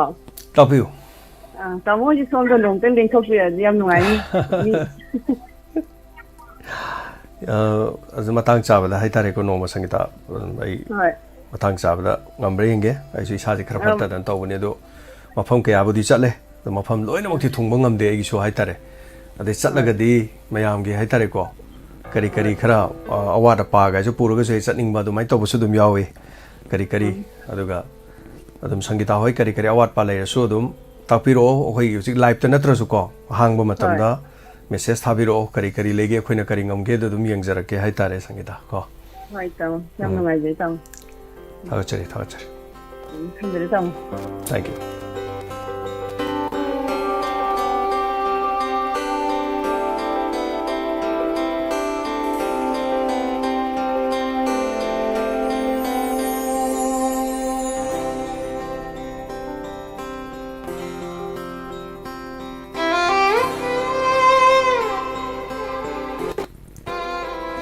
Hello. Hello. Taram Lokchari, Mingalay from Habibu. I want the Amarjit. Amarjit Taram Lokchari Tapu Kariwa from Habining Bakari Tamining Tapis. Leba the Kara way Chanaro Isagi. I know no Paitane. Sagi no Panasak Pisedo. Sagi Matautam, Sak I know no party criminal. You don't know party Sagi, Sanupanasak. Oh, Sanupanasak. Karami say no. Since video to the Sakwe of Tablet was Sadaki in a hay. Thank you, Mazit. Say to Sulu when you're Singsin Vire Nana, a boo is a tan, Macet got told by Tare. The Lu when I don't hand, Dumitang, Wait, Tabak Torogo, headphone, the Olen Moitaraga. Tawi, and I say the Lu when you go, say though, me may among the Chokani, Crofazana Taragato had was a lady, this how we are deva. Some day lady, that's how we are deva. The program told me, we are deva. It's a canoe. I nakanda don't to mean them tale by support the Yangaga. And the swear, and a towel. I sang a dia demo. Tagasa Amazera take a having will I have you. Sa Iran Yakatang Cantuna Ichina Naga cookie ga imitating Yachinarga Yanaraga Yamna Atu Matamda Yachinabato Pam. Yes. Kavaz Karaka. Sky in a carbar sammers at Lloyd in a carry Haydon Kongde, where the Lord of the Haitarico. Sound Karzani, and then these I shoes, he lays every side now lazing the Moipo, the Manning Tung Drabani. I in a pity but told up the whole Haitare, the Migish Matin Pang of the other. May I mark the Haitare must tung no honaba. Although a quick alternative. La Lonba, Yum the Lady Bata, River Coliver no Mogisur, Chabs in Carrier, and I question them why, and Duga. Don't Haitare Nico. Banga Toxalak put the Quiditang Ipadanabo. Kitango Yari, but Banga Toxalinga seek a 10 talked over wherein Mayum the Lupasami Pusangadanupi to Pusalari doing. Pusandramnica do give Bonga Sigi Sanga the Potsing Sola Sara doing. Nasi short kibai si high the Pukat Pangamoy doing. Madumu Yam Salakan Pukan Bohana the Mingon de Pu doing. Mingon de Pu by Tola Dunico, Ton by Jim Sing Bagim Toner Toner by Sedum, Kainer Tuni. So is the Haitare, Dona, Aring put up a light of a giddy habitat. I'm just Makata, you take a having. I am the Henningbre. Rather, Thomas Kara Jinjaveta, dinner time. Karakomi, okay, Amazit, Nahawagi KKP, Sabi could be a KK Tokibo Corporal Tobro. Adum Torisa. Good. Carbadin took her in Macadam. Okay, PD Sargas will be never Salamaroy, Massiniam, Barakari say, Yon Pam Lera Maroy, Maduneva. Nagagi sinawjing de dum fan dum kara dum thengne do ga bakinu gi khar dum chona baita. Okay. Thank you Marjit. Yam yang na loiba di loidong mande adu khara dang thadok piradi ko dui wani. Thank you thagachare Marjit. Am song thok se Marjit ai ningsing pa hai tare Marjit se nupa ni adu nupa orga su phi sa ba hai tare. Moi loina bisu phi dum sa ba hai tare nupa or jin nupa na phi sa bi ade lai ponte oza dan bi lai sambu phi sa de sinpham je hingna bona bada na tham da lupa lising tara mari manga kun maya de dum puthok sa bhai badai phi yon pham leirak traba phi lebi na leirak traba di phi sarwe kai kanar ko doino so do paisa du lak traga di awa bo idori ne aduna ni nga sai emergency wafam amtang kak launa hairami se aduna. Thank you so much brother Amarjit dongi thongna du gi damak thagachai. Hello. Hello, sir. Sir, I'm going to take a note, sir. Taram Cheri, Mingalay from Gatapu. I BT creation, Papi, Namon Kamong. Okay. I'm noisy.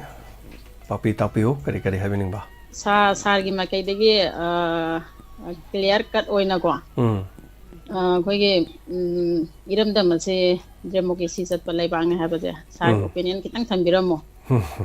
Aduga. Akoige si chain and the Tabirang Tabir Modra de Kangi, Miss Anikayam Tagataning Baina.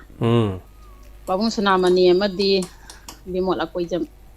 Makoyanigi, Wangang, the Tamoy Manung, the Putoga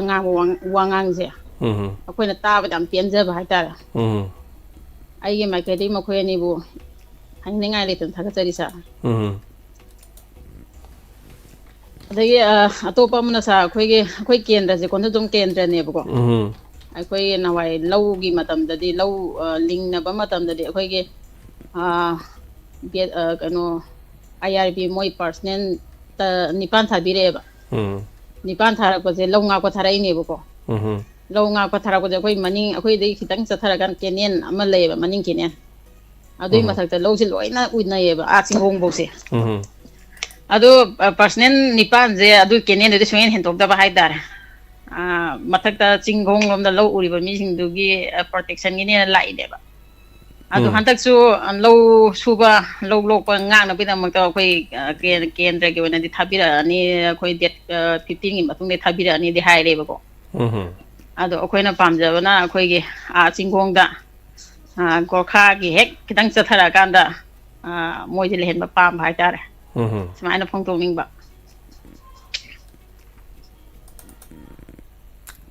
ꯄꯥꯄꯤ ꯂꯣꯏꯔꯕ꯭ꯔꯣ ꯁꯤꯅ ꯑꯇꯩ ꯀꯔꯤ ꯍꯥꯏꯕꯤꯅꯤꯡꯕ ꯂꯩꯒꯦ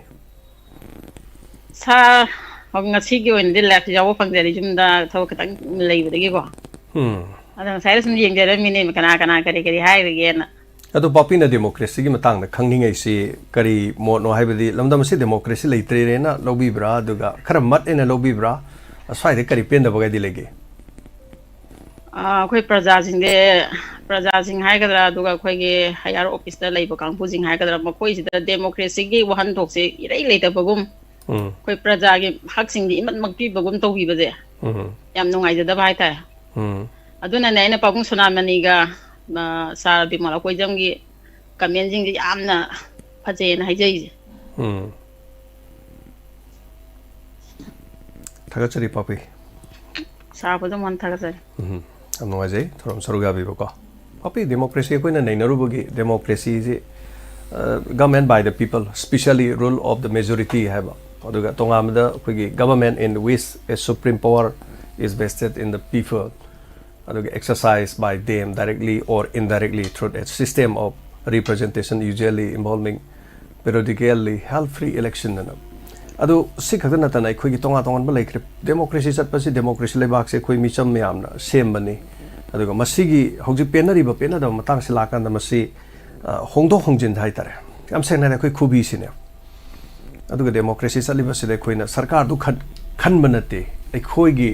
तौफम थोप duties and responsibility है अखोई थौदांग अमदी अखोई चटकदब खोंथांग सिंग है स्वाइस ma'am से खर खंगनब वाटपगुम कीबगुम तौबसे होय फ्रीडम ऑफ अखोई स्पीच ngang हेक्ट ngang सरकार फाब्रा कदाई फाउद ngang कांदनो फारिसे हेक्ट चुम ngang सरकार फाब नते ngang अखोई खर लेरी ngang मीगी का हेना सोक्तब मोंग फजन ngang याब ले अदुनी अखोई पैनलिस्ट सिंगनगा ngang मोंगसे अदे कोई वारीनी समझ हे बिरेन नंग अदु तवा बिरेन अदु तवा तौरुरदी ngसाइगे स्वाइसी डेमोक्रेसी और जो सीदी डेमोक्रेसी कौदे स्वाइद अखोइगे अनिंग पामसे अइन हाइजबम खले फजब वाहिने ने दुम लेंगा कदम सैबी याय फजब वाहिने अखोइ अदुम पेंदब लोइन हाइबी याय मदुगी मनुंगदा चन्ने अखोइन हाइबगी मथौ अखोइगे रेस्पॉन्सिबिलिटी खरस लै अदुबु हौजिक लैरिबा थोकलिबा इहौसिदी मणिपुर की governor even Amit Shah even Manipur की सीएम ना मपालों की खुद यावरग तौबनी हाइबा वाफम से मयक सेंग ताम अनिर अहमलक हाइबिख्रे मपालों दगी तौबनी हाइबा तारगदि सेंटर न करिगिनो हजि फाव लाक्सन बिद्री से हाइबा वाहंग से मयाम हंगे सुम सुम सुम सुम ओम दुनु थम तारदि ममै थंग द मेरिक पिदगी मैजावबी ओलकप मतमना करि लाकदगे हाइबा कान अफबदि सुंला लाओय अखोइ समाय सम तौर अदुम लैदोइरान मयाम खांगबा ngमगी पनखै अम सोइदना लालखिनी मधु थोक्तनबगीदमक सेंटर नमदि लेंगाना मतम साना खोंथांग थांगबगी तंगाई फदबले मणिपुर की सेम हाइबी ngasisu करी हारिबा अखोइ तुमिना लेते यामना कन्न येंगसिल्ली अदुना मियाम पुनम अखोइ पना रिव्यू तौरग लैरी दे दुम हारि अदु मसी वाइस मयामना दि दुम पेंदे मरमदि नोमै कापलक पुदरो रिव्यू तौदुरिसे लौ उबे यादबदरो रिव्यू तौदुरिसे मोइना सुम कापा अखोइ मिसुम सिबसिरो मखोइद कनो तौदरे अदुगा से कौतरुक नरंग नहन कापनबदु कापनरिङे मनुंग आर्मी सिंगना लाखोइ खुन गाकपसिंग कोइसलगा कमिंग ऑपरेशन तौननब तौई मेरा पैबी मासिंग गाकतन खोतन तौई हारिस मासी पुनमक्सि आर्मी सिंगदन तौरिदो अखोइद तौरिबो मोंगदुदा मोइरोमदा तौबिबो करि काइगे सिनी अदुबो ngaraंग दियाम थाजदब मोंगदा अखोइगी सेंटर की पैरामिलिटरी फोर्स याउदे हाबि यादे सीआरपीएफ पर्सनल मैम यावरकान ngaraंग की कुकी की बंकर सिंग मोइसु बोंग कापे adu sumai tawduna moina khare yawrokpa aduga combined force ama manipuri commando singa sangsalakanda CRPF team na ngarang tawkhibido madumakti akhoi su khara thagachi sungtau tawdabada chaise khara khara tawba mafam du de akhoi su khara thagat ba bai maramdi thagat ladi miyo harauduna khara tawrukna ba haitare adu akhoi gi wadi akhoi maitai ngaktai mi chang haibana teda ani maksi amta tembiyo haibani lan khamba ijibu marakta mi phuna ba khamba ji marakta kham amai makut punjala ma khama di kara yadagi adru wa madu gumba wani so thank you so much pita ga chari democracy gi wan thokti adum laiti haba budi ade laidi lai anda puna makse khoina su khangma wali aduga both side ani makta haitare so thank you so much nasigi mathangi kola lo khachage hello hello yamba nanau Shakespeare tai ko ga yamba Shakespeare topio yamba ngarang ri ta photo kan nungai ba nungai ta bai di aduna haji operation tau duna ka nungai ba hen bra aduna war suwana ri duna nungai boi ning ba kamai tau ge re si ai re ka pa lak pa mi myam la e do aina noi re ka phi si kamai tau re haibada akhoi ani rak sure aduga akhoi ahum lak sure haiba ado ai gi diloi ta gare haiba su yawe khara man ai ge samana na mari rak sure ahum lak sure du nung ji sungta taro ya de haiba yawi khara na makup khara tare haiba dum yawi ai ga mana baso dum yawi ado re ka pasis moi sana tak tak ei bese si am nai khoi gi kare tare wasa sajai ma pare sanai bi gi wasa sajai na mafam am da sum tet sum kan maduni ado ahan yang khai hum phu bodi storom deba ado sum kale ado moi na khar kan na ba na mu khoi gi thujan ba hai tare khara kana tor ku yawe dai kan do khara nai ado mi ama da 45 minute ku ma kape ado yang kuina kape hai tare Shakespeare nai ado na baduna nongala kan dadi ESC ba changba mapani pan thokpada khoigi unja khoigi ESC ba tarak bagumba adagi ising machu phajada bagumba adai sakara sontha bagumba asigumba khara di tawi adubu operation tawba singa saigi kidney duna igi du kitang sautho oga laigrabani na kidney du phibam du kitang sokpadu da kidney du hutlaga lokthokpadi yai adubu kidney da igi phibam du hutluraga di kidney du gi pangan du lokthokrani uchi ma hana bo hona bada asoba yuma ma mai thabaga chamanarani sini moina haisi siju phajaba aduna marak se ai yengi adubu stain na ma ka khapa sina ngasagi kai gi ba potu jar tarak pa yana bani ada stain ma hapa pipe si thamaga leiba si ma je kuishal adi yada ba anda stain du su yaw bani nengon da chatpa khotpa nungai taba digi khara chatpa khotpa da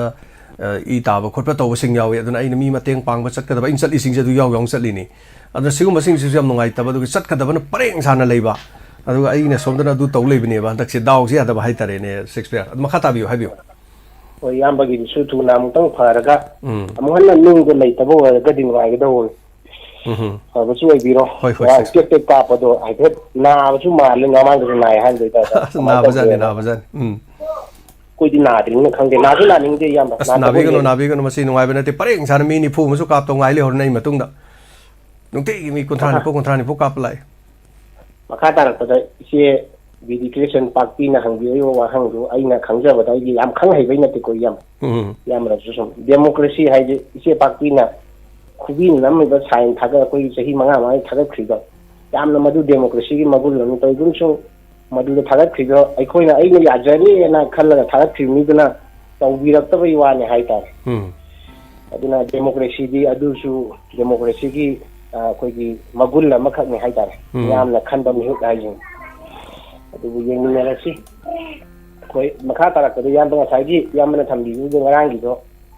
ya ti na ka pa pu su paramilitary force na kapsan na ko dai da moi je noi ka pa ti hai ri ki brang gi mo so moi gi da ta la ka na mo na ka pa ti chen loi chen na samane ada akoi gi di ka pu ka tri ne ba do koi na ka pu su na te ba ada dumaina ga khara kap na to di lan je thu la sun loi chan dau ma le han dai to si di mo na ka pak pa nga ka ni do Shakespeare ngarang gi yam nok ning bam lei moina lan ngarang kapak pu no mai kapak pu sing moina loi kapam maga mamai thangda koi gi firan angau bo loi haigale lan manung da firan angau ba haigat pa si Shakespeare adum khangbi ramani active service ta leibani na surrender tawre haiba gumbani yam sen har di akhoi changjare haiba kan phi angau ba thangat pa si akhoi surrender haibane ceasefire haibane ba yam seng harigati adu ngarang moina tawre si AK Misra si Churchanpur da lai AK Misra la ingeda kariguma sinma uhaning ba pame haibadi kuki sing ekhoi di nomai kap se khoi yaw janing da bane ekhoi di santi pam jabani peace pam bai khoi da mkhoi na nomai kap tu na leire tu हाइबसे उठप यानब करिगुंबा म तौब्रा हाइबसे मयामना हाइनि लालंबे याइको अदो नहान के असुक कुइबसे फी अंगौबा हाइगत्रगा ngarang फी अंगौबा हाइगलिसे करिनेना खनबे मयामसु खनबियो मखा ताबियो शेक्सपियर थागत यम कना हम जरेलोंदा सोंदा हाइगलक्पा मोय ngamne हाइगा खोजो खोय ngamne अदुगी ओइरमब्रसु कना को पोंते होय अदु मखा तारपदो यामबा होजिकसु दुम हाइरी अखोगी अरामबाईगी केनो साइड लैत्रे हाइबमसु दुगा अरामबाईगी कांगुनसु मिफा मिपुन लैते मखोय मंगा फागिबो लैते हाइरी को यामबा अदु कनामतनसु फारे खोले हाजु हाइरक लैते होजिक मखोयगी फोटो बुदी थागलक्तना तौरी अदु गजु अखोयगिना मुक सीसीटीवी दा दैदा चंगिबगी कांगपोपी चंगिबगी सिन वीडियो दुम केनो फंगबने फुटेज अदु सिदसु दुम कनाना चुमिनो कनाना लालिनो मथोंग मरम खंगंद्रे हाइतारे रामबाई तेंगोना दे कोइना फाबा कुनबा लेते न कोइना कोइदा ब्लेम तौरई दो हाइबगी कोटुना तौरई दो हाइबदा सेंगोप पा लेबुदी लेरेको मसीसु यामना सममना बम फावेगी मोतदी फादना मांगदना मांगी खोली हाइजल इब्रा मसीदी पुलिस मखैना वेरिफिकेशन तौबिगदा हाइतारे नत्रगदी अखोई अगांग अनिदु फागिबदुदा मखोइसु अदु मतुंदा फाखि हाइना मु ब्लेम तौसलपना मेन तालादबिना नुवाइते मसीमसु अदुगा इरोय लोइबदा कोइगी ओजा ngasai ojit LNG gi ojit na thambigamba ngasai ngarang gi mai chak pas meru langko tambangam de kana gi no short circuit so dum chak pa ya dum yai masi oji matanda dina yai masi meru langko pe section na ba kana biba duga LNG na lawiri ba ngasi gi role se yamna thodang se asuk matik chawi paisa yam ba yam da roi to khra ka tang taklam da wa bam ta ba sat se la ga ising manga piram tara piram adagi awaba mateng khara panglam like minded group na lawri bose koigi like machine gun na ayang ba noi kapi no yam lai duga yam thona dugi action duga chamane hai tare gi sum lawseri aina igi pungna to sanjai je na like minded group ki thau pu video oja ojit amadi ma gi makhada lei mo koigi pulak lai bi ba maya na ma thagat chagi matungda matau tamna dana kaya amasu pukpirak po oiraga amutang koigi ram dan je semtok na ba ngamba tanja amadi soidina lakhini sumaina tawraga di haibu wafam sima ai thamjage aduga iroi loibada ngarang jai ma sum thengna jabai wani ma si net paibi daba kambuna ji khangaro aduga paibi ram ba kambuna so ngara ma ina sum thiru ji phangdi clip ama khang koigi honorable prime minister Narendra Modi gi clip ama khakta koi da lan che honorable chief minister gi makha da BJP center da su pali state su BJP ne du manipur the government na masi chang koigi lan che loisan bang amdraban na mana dai ta pugadam ni hai wafam ama khak ongorpa singna jai hai tar magi video clip madu gi wafam tu amon da phajaraga jo koi haina ngamdraba mi du ngamdre hadi sentana thong akoi gi tainji amu gano to bom thok tabra sini da ji to ji sentana ju sum gi eng lai daga di state na ngamdre hai bo tu kana da no ngamdre hai bo masu hai bo su leiti adana yai makai masi politics to biranu सरकार अनि double engine ने हारगा जाथुबदा अमतंग शांति लाना न बखोना बिहाय जे प्रजा ma'am दगी लाव लागबे ताबी बिहाय तारे पॉलिटिक्स अमु तोक्सन लैरे मोय मसें सेंटर दगी जम असी अवाबनि मैतै जी हादौ नमांग सु लांना तुं सु तियन ना इम्फाल मनु होसि यांग लैबन न ने पौ थाबी जे असी दैदा दुम लोय हाय तारे नो वाज थागा चरि याम थागा चरि नाउ Shakespeare thank you so much Imphal मनुंग दा गाड़ी चेंदे गाड़ी की चेली मी याम थोकते हाबन गाड़ी चेंदे हाबन थागचरी मदुगी वीडियो मते मनि ओनजरीबा जा अनंत शर्मा ना थाबिरकपा हेलो हेलो ओ तरामुचरी पमुंग प्रजमोहन कारिंखोक्तगी होय आई जे जाई नाउ एनो जे कुइरे ओन तौजबे जे ngasi नि hang jar ko yam nungai ada hujik Manipur di Irang di Palu na bukan aja. Ada hamu ya dum la yama. Hoi hoi. Hujik tau karbi ji ini gomin ta da bajala. Ada matakta akoi Manipur de jo MP me ya ani ya. Aga anjalo itai kumuje. Adu ngasi ga Prime Minister da ada di Amit Shah why hai dra ga to min ni pom ta gi koi Manipur MP ni maron thok la jal si ne nang ning wang adu ma sakte ho moi na lo shen gi ai di lan ji khudakta loisanba yai moina dum mi si kayan hatu ki yai no kamai to no khangre adui masakta chingdana ai leitre tampatna ai leire ni mamanga isa ai leina ai la se yang jo ai ne si akoi tampak de hangre chingde de loina hangre wadi ingni ingadu du ai ba adu yung ngasi ngarang ji gari na puselan na sang kanggu na tinge adu ngasi ngarang thar mitani mukhi gari ju pat na pumne lai ba pose me am do pore ba gari pau da ai ra mayam sita ba da ya wa aduna kayam wa angi ai muslim manipur ka wa ba ya wa matung na moina noma da no chalan lage ana khalibra maitai yamata thamar ai bra yu ngala nga ni phagi du ngasi bo i pawm ta takre hoi adu jingna ba ma ni di phare hai hai ba ni du ngasi bo ga sine mai ni ai di sibu sarkar na tauba ingi thabak ni nyom la ba yu mama ma pa di khang ma maro adu ya koi bo siang wa di kamai tong adi masakta mu ri kem da lai ba awaba kayam lai ba si manung lai lai chu tammi ba ngang ma ma chu kayam yauri ba tum da kari ore kadde ge ya bi kam khan bi zal khang dire ne wala dem adu bai kai ngang mu ai te adu kha bi ai ji Pukning gi thambam dok ba warong kra thamje ge adana thamjabani thagachari oja oja oja jem si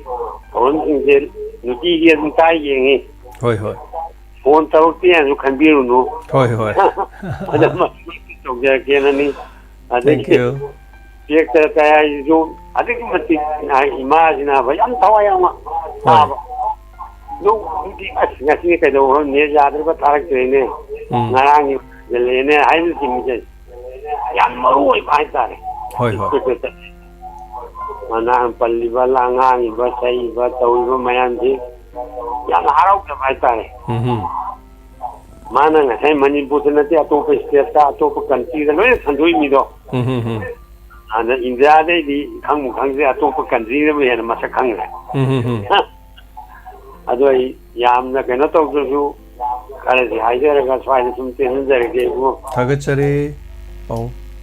Rajamohan Karim bikok tagi amai dai pawong gi mot thambi ba hai batare arang siso inspector te sai isangam da badagi tahudre adanga sai su lembi na sta hangbi rakhe madam lembi ai tasena ngarang isa se nungai taba hai batare ngarang gi nung thugai bagi thaba ma su ngarang mangarak subo ina muk tawrure aduga isa de yob stand hai tare sat khare stand sat paduna engon da fever lai hogum ba te te khudong cha da ba khara dum tholok pa hai batai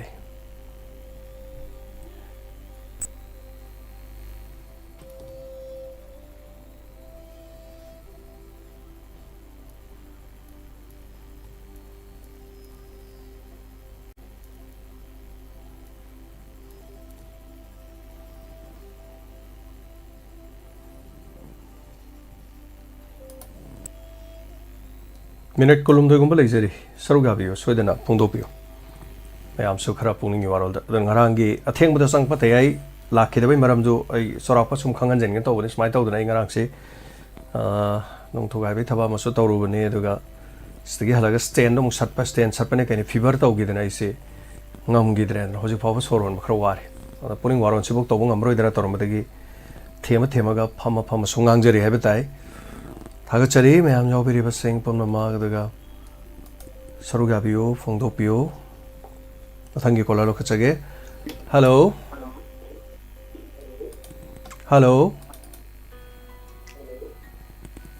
tabiro bro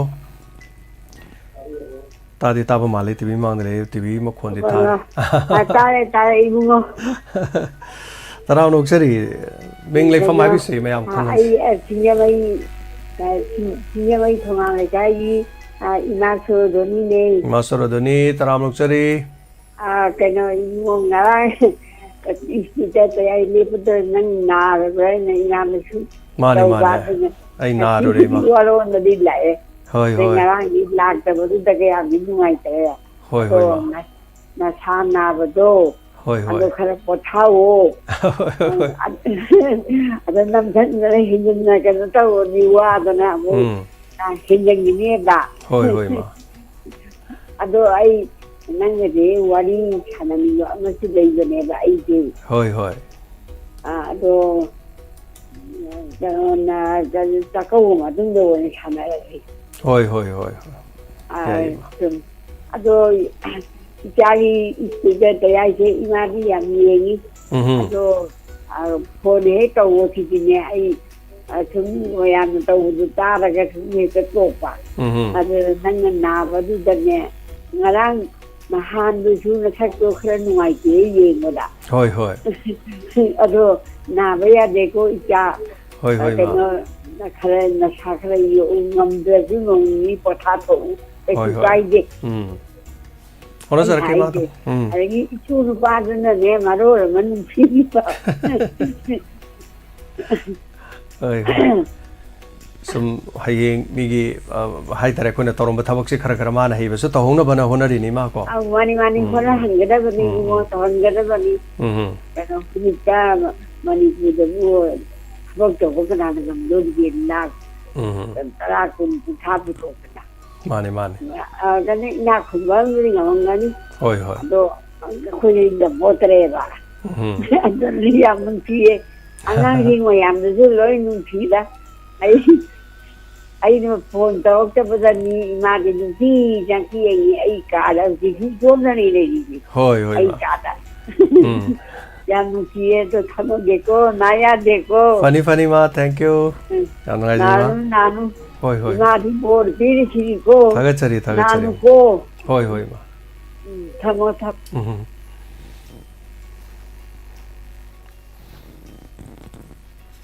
thank you mina kun ma thoi lei ri mina mine trama pan lei trama thoi mapan trama pan ai tar me ma pung phan mina se thorom se pung sing hello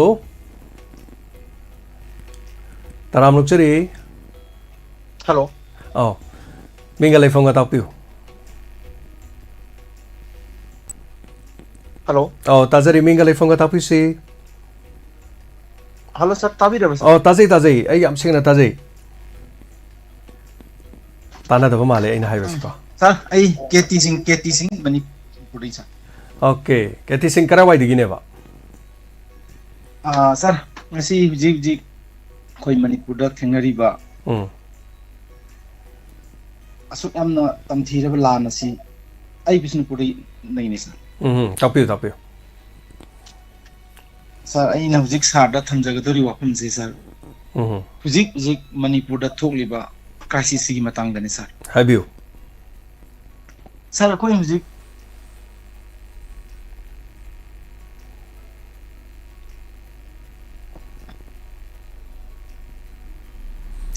adu sir akoi hujik mapan gi lamda prime minister gi manakta Amit Shah gi manakta akoi na satlaga khong ko lu disi gi maram ji kari no sa akoi kari gumbi ma talaite sa akoi isha gi lamdi isha ngaka ta bani kana gumbi amagi manak bujik tat pe gi atra laite sa akoi tatle ngaire tha taruk tare che akoi khang ga lak le sa tha taruk tare che khang ga la e kanam dan tabi dre koi je bujik kuki na su akoi gi maite insa sing phara ga hat leptri madu gi jawab pi basu akoi loin tawri central government da leiba central government na thabi rak leiba siphai mayam su maite masa hat pa moi lila yengdong yengi sama gi manung da 5% khaktani hujik makoina ani sidi yengai se atai 95% di totally moi central government gi lak pasing se kuki gi damak tele para la ibra moi karino kanano amata khangdre sa aduna sir akoi hujik makoi gi tungsu inba yadre akoi manipur da thoklik liba naharol sing se isa sing se isin inausing ase makoigi makha de koi legadabni sir makoigi punna thabak tongminagadabni sir hujik akoi chief minister su tumina leigre leigini ai khangi sir ma tumina leigini kyam kuin leidino haise sir kai ju khangde manipur da MLA akoi yankai mak aman amu hunadana lei kanat su ta wa tabidre monju ta su tararo aduna di sir ai ngasi aroi bo ina akoi pabung biren da hajaning badi lila asi losin ge haba taragadi pabung na nong ni de losin basu yai lila losin bi mahutta lila yeng leire lila yeng bi sarukti pabung akoi manipur da leibireno pabung jo chujampur da sak thagachari keti koi CM da direct chaigum se koi ge kano da rules te gaw de hai tare na madu maktani yambera kari se koi thoram se muk thingjalakani aduna keti koi chumna ki waro bagi de mai bai khari gengsin biu to biri se khara to haninge khara hayaninge haidana hai se keti ko direct adumaina chaiba khotpa yade hai bagi sidale birano du to birano gan hai ba yade adai du dani koi ngasagi democracy ge hari haning ba hai ba mi chaiba chunga yade adana khoi dasu DC gi khuthang da magistrate gi khuthang da du ma to ba yade adu ma to ra di channel thingani hai bagi order lai aduna madum tang ninga pi tare na bingo adi naw no hek to ge har ge horen phone da thok toroga Facebook da toron thagat pa adum inaw so horen ga waram bo manung dum lokhat pala kani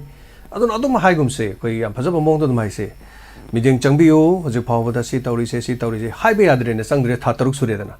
nga sai ju siam gi mai ke de phong do pole koi tumin na koi puna mak loing gi ngi de hai adu mayam de pen de inaw no hai riba feelings inaw gi pungning da phawri da koi khangjai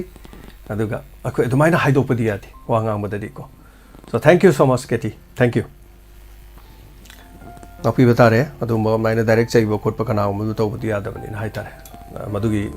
thona adu di dom na dom gi Facebook ta account ta torga to biu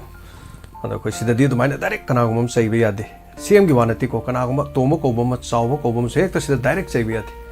adu please mi chai gi di thorom na te hai tare adu na kitang koi family o jabani na amagi CM gi adu gi Congress BJP wana te ko mayam kitang section min na se ai waro bi bia de Keti ko kara phajan se dum kara phajan dum hai bi ya maram yam lei dum hai ji phajan dum hai se hello minga lai phang ta piu hello sai singang kha dei ni ta piu sa hi nawi hogi tawri bai irang gi bu kanana lo chanbi du no ju khang dra ba tawi chamana hangi me koi ju wang do kanano sum sim gi sai te gi lo chandoi ra masim dai je ge brother CM na dilu san ba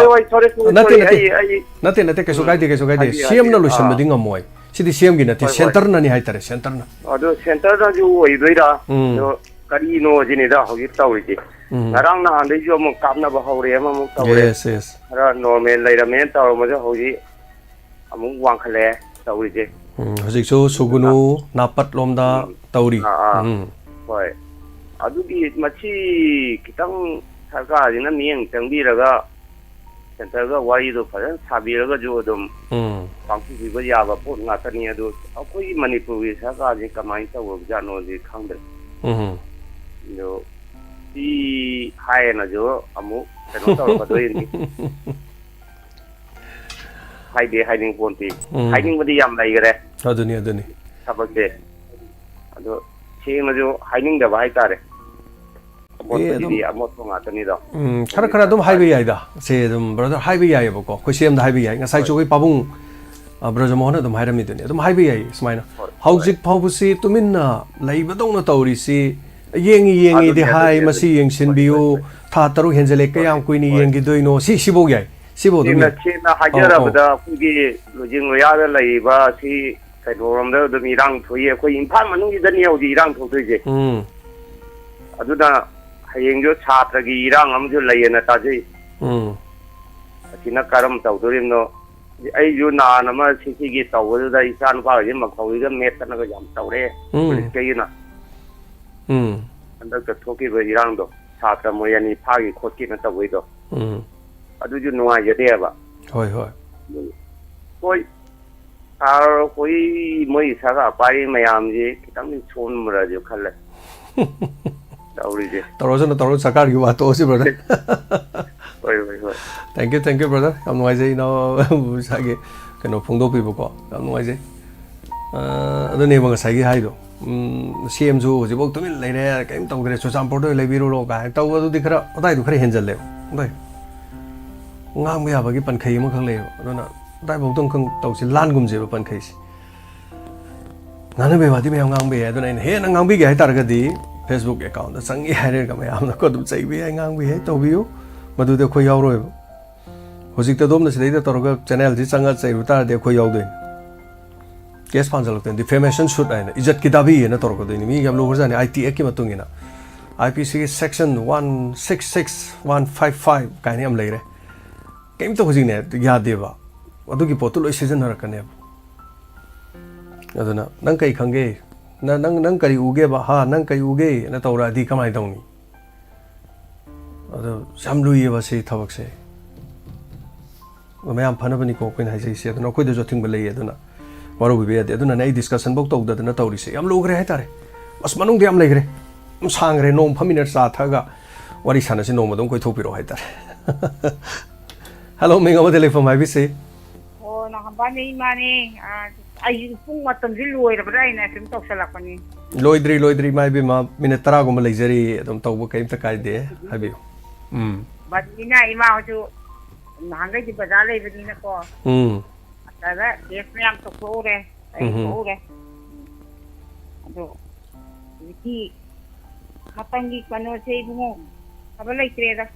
yaro jo mari ko yang ware da ima wa kini lan manung da thaban chong edi kana su taro ima lan nei ji sini ai khoi di sibu khara phari bani ni ma be ma hojik Israel ga do Hamas ka na tawnari bedu sum yum jibu building mathon tare ni pan bu makhong da bak na thada bu building do upun ol makha tai ne hojik me lising tara khare hen gre series e adu mathak tagi pai ri ba jet china mu bom ji thada ning ba mafam da thada ra sakri ni do ma madu makte khoi sai de di to bu natri khoi si de di la ne si masak thi ko lan da phajaba lan da chak cha nei lan da thaban jong e di paktara roi ba lan se awa bani adu awa ba si kana na hori no maduni adu si bo ji bo kana lo shandri no je adu ne khoi na laung ri je pen da bu du na ni nga sai china ong ha re mi do ti ke na ga ke ti na ga ha re mi do pen da bu sum helak thana ne ba adon ima tapio kari kari habini wala ri sina lo bira oi ke ai bakti da adung kap na bije dum liet ki hai tari bungo ko ta ja bedo ko api ho che halloi dori ima nga si sumi ani tu grabani hoju phawgi mi ani tu re habe paulai adubu mayam adum khangna rani pauda nungthen pung ahum gi pauda lo yaurani wong teng thadi ra ka te da ju wa khan ji am ngai chare madu nungai be nate tawri se adu marak sidana khoi gi angang mangbugi wafam lei da moi gi mari phagi du thadoro na strike tok slei ni hojik se adu mo na kaina mo na tawri mo adu angak pani adu moi di phai jo haide phade jo haide adu tawrei ba mong se kari no hai ba du ni mai be ma am lo gre duga ram gre do hoi ya thabu era se no khoi ye tum marang khai bi ra ka shona chimbi ra pani koi ke ma kuna chimbi ra pani thaga chari ma to bugi ra kana ai choro le ma pu no kuram jarge tai bong simba ma pu no kuram jarge thaga chari ma ya thaga pina bi go era se no koi mai te le wak se koi mama dilan da bre khalli ko adu da oina amu lai mu kuram jarge ai tare ni thank you ma thaga chari na de ek ta boy biu asidi banoi bani ma popom phamdre yum da gi thorom mi jeng ta bi ra ga yaw bi re thank you ngarangi am chawba soiba haiba tai numidang pung 8 ki sandokpa pungning gi warol thorom de am chawna soiba ma legre ayuk ki pungning gi warol do hanjalaga thaga da badai koi gi staff amana ona taina hapchalam dana tha mari muki mamange ari iba pungning warol ma hapchal tha leram dana adu ngapi gani madu gi dama hello taram luk chari ma Bunga, uri bok tegi ima banu mati. Ima banu ngasi di mi pai ba khara phara bro kamai tori ge. Bunga mi pai ba dui chana ne dai bu ima. La nge tamba la kan ni ko ju yam ko le ri ha de ma ko ni je. Hat tha de le adu bu ne. Thamun manung da di ne. Wa de ngam de. Ngam che. Tam hai do do no khang de. Ai lai khorom mi hai du ni. Tau chi kana de no hai do bu ma thang teng mai am hai nei ba di chu chi ngam ta ni na tra ari ni ya ba na khadi khadi ma na ta ba ni adu ma pu oi ri ba di mai target hai na dai ne ꯑꯗꯨꯗꯤ ꯑꯃꯠꯇꯅꯦꯕ ꯅꯠꯇ꯭ꯔꯥ ꯑꯗꯨꯅ ꯏꯃꯥꯗꯨ ꯁꯨꯝ ꯄꯥꯎ ꯈꯣꯡꯖꯦꯜ ꯂꯣꯏꯅ ꯁꯨꯝ ꯇꯥꯔꯒ ꯂꯣꯏꯔꯝꯗꯥꯏꯁꯤꯗ ꯏꯃꯥꯅ ꯍꯥꯏꯖꯔꯛꯏꯅꯦ ꯑꯗꯨꯅ ꯂꯥꯜꯂꯁꯦ ꯌꯥꯅꯗꯅ ꯂꯣꯏꯁꯟꯕ ꯑꯃ ꯅꯠꯇ꯭ꯔꯒꯗꯤ ꯍꯥꯟꯅꯗꯒꯤ ꯃꯣꯏꯅ ꯁꯨꯝ ꯇꯧꯔꯛꯏꯕꯁꯤꯒꯤꯗꯤ ꯑꯩꯈꯣꯏꯒꯤ ꯐꯥꯈꯤꯕ ꯍꯥꯠꯈꯤꯕꯗꯤ ꯀꯩꯅꯣ ꯇꯧꯗꯦ ꯃꯣꯏꯒꯤ ꯃꯔꯤ ꯐꯥꯈ꯭ꯔꯦ ꯑꯗꯨ ꯐꯥꯕ꯭ꯔꯥ ꯐꯥꯗꯕ꯭ꯔꯥ ꯊꯥꯗꯣꯔꯒ ꯁꯇ꯭ꯔꯥꯏꯛ ꯇꯧꯔꯤ ꯃꯣꯏꯅ ꯇꯧꯔꯤꯁꯤ ꯌꯥꯝꯅꯗꯤ ꯇꯧꯔꯦ ꯑꯩꯈꯣꯏꯕꯨ ꯌꯥꯝꯅꯗꯤ ꯍꯦꯟꯃꯟꯈ꯭ꯔꯦ ꯑꯗꯨꯕꯨ ꯑꯆꯨꯝ ꯑꯔꯥꯟ ꯏꯁꯣꯔꯅ ꯃꯔꯥꯏꯅ ꯇꯧꯖꯔꯛꯑꯅꯤ ꯏꯃꯥ ꯑꯗꯨꯅꯤ ꯏꯃꯥ ꯈꯜꯂꯤꯕꯗ ꯏꯆꯥꯒꯤ ꯍꯛꯆꯥꯡ ꯅꯨꯡꯉꯥꯏꯇꯦ ꯍꯥꯏꯕꯗꯣ ꯅꯨꯡꯉꯥꯏꯇꯦ ꯇꯥꯕꯗ ꯐꯅꯕ ꯌꯦꯡꯉꯨ ꯃꯔꯛ ꯃꯔꯛꯇꯅꯦ ꯁꯨꯇꯤ ꯂꯧꯊꯣꯛꯎ ꯅꯪꯒꯤ ꯅꯍꯨꯠ ꯁꯤꯟꯕꯤꯅꯤꯡꯉꯥꯏꯗꯤ ꯂꯩꯔꯝꯃꯣꯏꯅꯦ ꯁꯨꯇꯤ ꯂꯩꯇꯦ ꯍꯥꯏꯇꯥꯔꯦ ꯏꯃꯥ ꯍꯣꯏ ꯅꯪꯒꯤ ꯏꯆꯥ ꯅꯨꯄꯥꯗꯨꯅ ꯁꯤꯟꯕ ꯑꯗꯨꯒ ꯃꯔꯛꯇ ꯀꯩꯅꯣꯝꯇ ꯍꯥꯏꯖꯒꯦ ꯒꯥꯡꯃꯩꯒꯤꯗꯣ ꯏꯕꯨꯡꯉꯣꯒ ꯂꯣꯏꯅꯕ ꯒꯥꯡꯃꯩꯗꯣ ꯑꯃꯨꯛꯇ ꯃꯥꯕꯨ ꯏꯃꯥꯒ ꯄꯥꯎ ꯑꯝꯇ ꯐꯥꯎꯅꯍꯟꯕꯤꯌꯨꯕ ꯃꯥꯅ ꯇꯧꯕ ꯊꯕꯛꯁꯦ ꯑꯩꯅ ꯑꯃꯨꯛꯇꯗꯤ ꯍꯥꯏꯒꯦꯅ ꯈꯟꯕ ꯃꯥꯅ ꯇꯧꯊꯣꯔꯛꯏꯕ ꯉꯥꯡꯊꯣꯔꯛꯏꯕꯗꯣ ꯑꯩ ꯊꯃꯣꯏꯁꯤꯗ ꯌꯥꯝꯅ ꯅꯨꯡꯉꯥꯏꯖꯕ ꯃꯥꯅ ꯍꯦꯛ ꯇꯧꯊꯣꯔꯛꯄꯁꯦ ꯑꯗꯨꯅ ꯀꯔꯝꯕ ꯃꯇꯝꯗꯅꯣ ꯄꯥꯎ ꯑꯝꯇꯗꯤ ꯐꯥꯎꯅꯍꯟꯕꯤꯌꯨꯗꯅ ꯏꯃꯥꯒ ꯏꯃꯥ ꯒꯥꯡꯃꯩꯁꯤꯕꯨ ꯀꯅꯥ ꯃꯥꯟꯒꯦ ꯈꯪꯗꯤꯌꯦ ꯀꯅꯥ ꯃꯥꯜꯂꯤꯅꯣ ꯀꯅꯥꯅ ꯁꯥꯔꯤꯅꯣ ꯏꯟꯁꯄꯦꯛꯇꯔ ꯇꯌꯥꯏꯗꯨꯕꯨꯗꯤ ꯏꯕꯨꯡꯉꯣꯅꯤꯗꯅ ꯅꯠꯇ꯭ꯔꯣ ꯅꯠꯇ꯭ꯔꯣ ꯍꯣꯏ ꯑꯗꯨ ꯒꯥꯡꯃꯩꯗꯨꯕꯨ ꯀꯅꯥꯅꯣ ꯈꯪꯗꯦ ꯑꯗꯣ ꯑꯩ ꯊꯃꯣꯏꯁꯤꯗ ꯌꯥꯝ ꯄꯦꯟꯖꯕꯗꯣ ꯃꯥꯅ ꯇꯧꯔꯤꯗꯣ ꯍꯣꯏ ꯅꯣꯡꯃ ꯄꯥꯏꯍꯜꯂꯛꯀꯦ ꯏꯃꯥꯒ ꯒꯥꯡꯃꯩꯒ ꯅꯣꯡꯃ ꯃꯥ ꯂꯥꯛꯄ ꯀꯥꯟꯗꯀꯣ ꯑꯩ ꯄꯥꯏꯍꯜꯂꯛꯀꯦ ꯑꯗꯨꯃ ꯒꯥꯡꯃꯩꯒꯤ ꯃꯈꯣꯟꯗ ꯑꯗꯨꯝ ꯏꯃꯥꯒ ꯋꯥꯔꯤ ꯁꯥꯟꯅꯔꯗꯤ ꯌꯥꯔꯕ ꯅꯠꯇ꯭ꯔꯣ ꯀꯨꯏꯔꯕꯅꯦ ꯃꯥꯒꯤ ꯒꯥꯡꯃꯩ ꯍꯥꯏꯗꯤ ꯁꯥꯔ ꯃꯥꯅ ꯇꯧꯕꯗꯣ ꯑꯗꯒꯤ ꯃꯥꯅ ꯇꯧꯊꯣꯔꯛꯄꯁꯦ ꯑꯣꯟꯊꯣꯛ ꯅꯨꯡꯁꯤꯈ꯭ꯔꯕ ꯅꯨꯡꯉꯥꯏꯈ꯭ꯔꯕ ꯏꯕꯨꯡꯉꯣꯒꯤ ꯃꯊꯪꯗ ꯃꯥ ꯂꯩ ꯑꯩ ꯏꯃꯥꯏ ꯊꯃꯣꯏꯗꯗꯤ ꯍꯣꯏ ꯅꯣꯡꯃ ꯏꯃꯥ ꯁꯪꯀꯥꯟꯗ ꯅꯨꯡꯊꯤꯟ ꯑꯃ ꯀꯣꯜ ꯇꯧꯕꯤꯔꯣ ꯏꯃꯥ ꯂꯩꯀꯥꯟꯗ ꯑꯩ ꯄꯥꯏꯍꯜꯂꯛꯀꯦ ꯍꯣꯏ ꯁꯤꯒꯤ ꯅꯝꯕꯔꯁꯤꯗ ꯑꯗꯨꯝ ꯇꯧꯔꯛꯄ ꯌꯥꯏꯀꯣ ꯍꯣꯏ ꯑꯗꯤ ꯀꯔꯝꯕ ꯃꯇꯝꯗ ꯅꯨꯡꯊꯤꯜ ꯍꯥꯏꯗꯨ ꯀꯔꯝꯕ ꯃꯇꯝꯗ ꯁꯪꯗꯒꯦ ꯃꯥꯕꯨ ꯃꯥ ꯄꯨꯡ 5-6 ꯑꯗꯥꯏꯗ ꯁꯪꯅꯤ ꯃꯥ ꯑꯗꯨ ꯍꯌꯦꯡ ꯑꯣꯏꯔꯁꯨ ꯍꯪꯆꯤꯠ ꯑꯣꯏꯔꯁꯨ ꯇꯧꯔꯛꯀꯦꯀꯣ ꯑꯗꯨꯗꯤ ꯍꯣꯏ ꯃꯥ ꯑꯗꯨꯒꯅꯦ ꯏꯕꯨꯡꯉꯣ ꯏꯆꯥ ꯅꯨꯄꯥꯅꯅꯦ ꯏꯁꯩ ꯁꯛꯄ ꯍꯥꯏꯗꯣ ꯏꯁꯩ ꯁꯛꯅꯁꯤ ꯍꯥꯏꯗꯨꯕꯨ ꯅꯨꯡꯇꯤꯒꯤ ꯌꯥꯎꯔꯛꯄ꯭ꯔꯣ ꯁꯤꯗ ꯏꯁꯩ ꯁꯛꯅꯁꯤ ꯅꯣꯡꯃ ꯀꯥꯟꯕꯅꯦ ꯅꯣꯡꯃ ꯀꯥꯜꯂꯒ ꯅꯣꯡꯃ ꯑꯗꯨ ꯀꯩ ꯍꯌꯦꯡ ꯇꯧꯒꯗ꯭ꯔꯣ ngasi tawdoira keno oirangmani ma ꯑꯗꯣ ꯄꯨꯡ ꯀꯌꯥꯃꯥꯏꯗ ꯇꯧꯒꯦ pung 8 adai tawbani 8ꯗꯤ ꯅꯨꯡꯗꯥꯡꯒꯤ ꯑꯧ ꯍꯣꯏ ꯉꯁꯤ ꯍꯣꯔꯦꯟ ꯌꯦꯡꯉꯒꯦ ꯏꯃꯥ ꯌꯥꯎꯔꯗꯤꯅꯦ ngasi ꯁꯛꯀꯗꯣꯏ ꯅꯠꯇ꯭ꯔꯣ sakpa yai ngarang suma birthday ni ngarang saona haibani do mayam khuchen semada ware na ma sau yagidre ngasi guma sakadong male pung 8ꯗ ꯇꯧꯗ꯭ꯔꯣ ꯀꯌꯥ ꯄꯨꯡꯈꯥꯏꯃꯨꯛ ꯇꯧꯕ꯭ꯔꯥ ꯀꯌꯥ ꯍꯣꯏ ꯃꯥ ꯑꯗꯥꯏ ꯃꯇꯝꯗꯨꯗ ꯍꯦꯛ ꯌꯦꯡꯉꯁꯤ ꯃꯥ ꯀꯣ ꯍꯣꯏ ꯏꯃꯥꯁꯤꯅꯦ ꯄ꯭ꯔꯥꯏꯚꯦꯠꯇꯗꯤ ꯑꯗꯨꯝ ꯄꯥꯏꯔꯤ ꯑꯗꯨꯅ ꯑꯗꯨꯕꯨ ꯈꯪꯗꯦ ꯀꯔꯝꯍꯥꯏꯅ ꯇꯧꯗꯣꯏꯅꯣ ꯍꯣꯏ ꯃꯥ ꯒꯥꯡꯃꯩꯒꯁꯨ ꯍꯦꯛ ꯋꯥꯔꯤ ꯉꯥꯏꯍꯥꯛ ꯁꯥꯟꯅꯔꯒ ꯃꯤ ꯄꯥꯏꯕ ꯈꯔ ꯐꯕ꯭ꯔꯥ ꯌꯦꯡꯁꯤꯀꯣ ꯏꯃꯥ ꯏꯆꯥ ꯋꯥꯔꯤ ꯁꯥꯟꯅꯔꯒ ꯑꯧ ꯒꯥꯡꯃꯩꯒ ꯋꯥꯔꯤ ꯁꯥꯟꯅꯔꯒ ꯍꯣꯏ ꯒꯥꯡꯃꯩꯒ ꯋꯥꯔꯤ ꯁꯥꯟꯅꯔꯒꯅꯦ ꯏꯆꯥꯗꯨꯕꯨ ꯋꯥꯔꯤ ꯁꯥꯟꯅꯔꯒꯅꯦ ꯈꯔ ꯀꯩꯅꯣ ꯊꯃꯣꯏꯁꯤ ꯏꯪꯕ꯭ꯔꯥ ꯌꯦꯡꯒꯦ ꯃꯥꯗꯤ ꯃꯔꯣꯟꯗꯤ ꯈꯔ ꯈꯣꯏꯕꯅꯤꯀꯣ ꯏꯃꯥ ꯃꯔꯣꯟ ꯂꯧꯁꯟꯕ ꯉꯝꯒꯗ꯭ꯔꯣ ꯀꯩꯅꯣꯗ ꯍꯥꯏꯔꯤꯗꯨ ꯅꯠꯇ꯭ꯔꯣ ꯏꯁꯄꯤꯀꯔ ꯀꯌꯥꯏꯗ ꯍꯥꯏꯔꯤꯗꯣ ꯅꯠꯇ꯭ꯔꯣ ꯀꯕꯨꯏ ꯃꯔꯣꯟ ꯂꯣꯟꯕꯅꯦ ꯃꯥꯗꯤ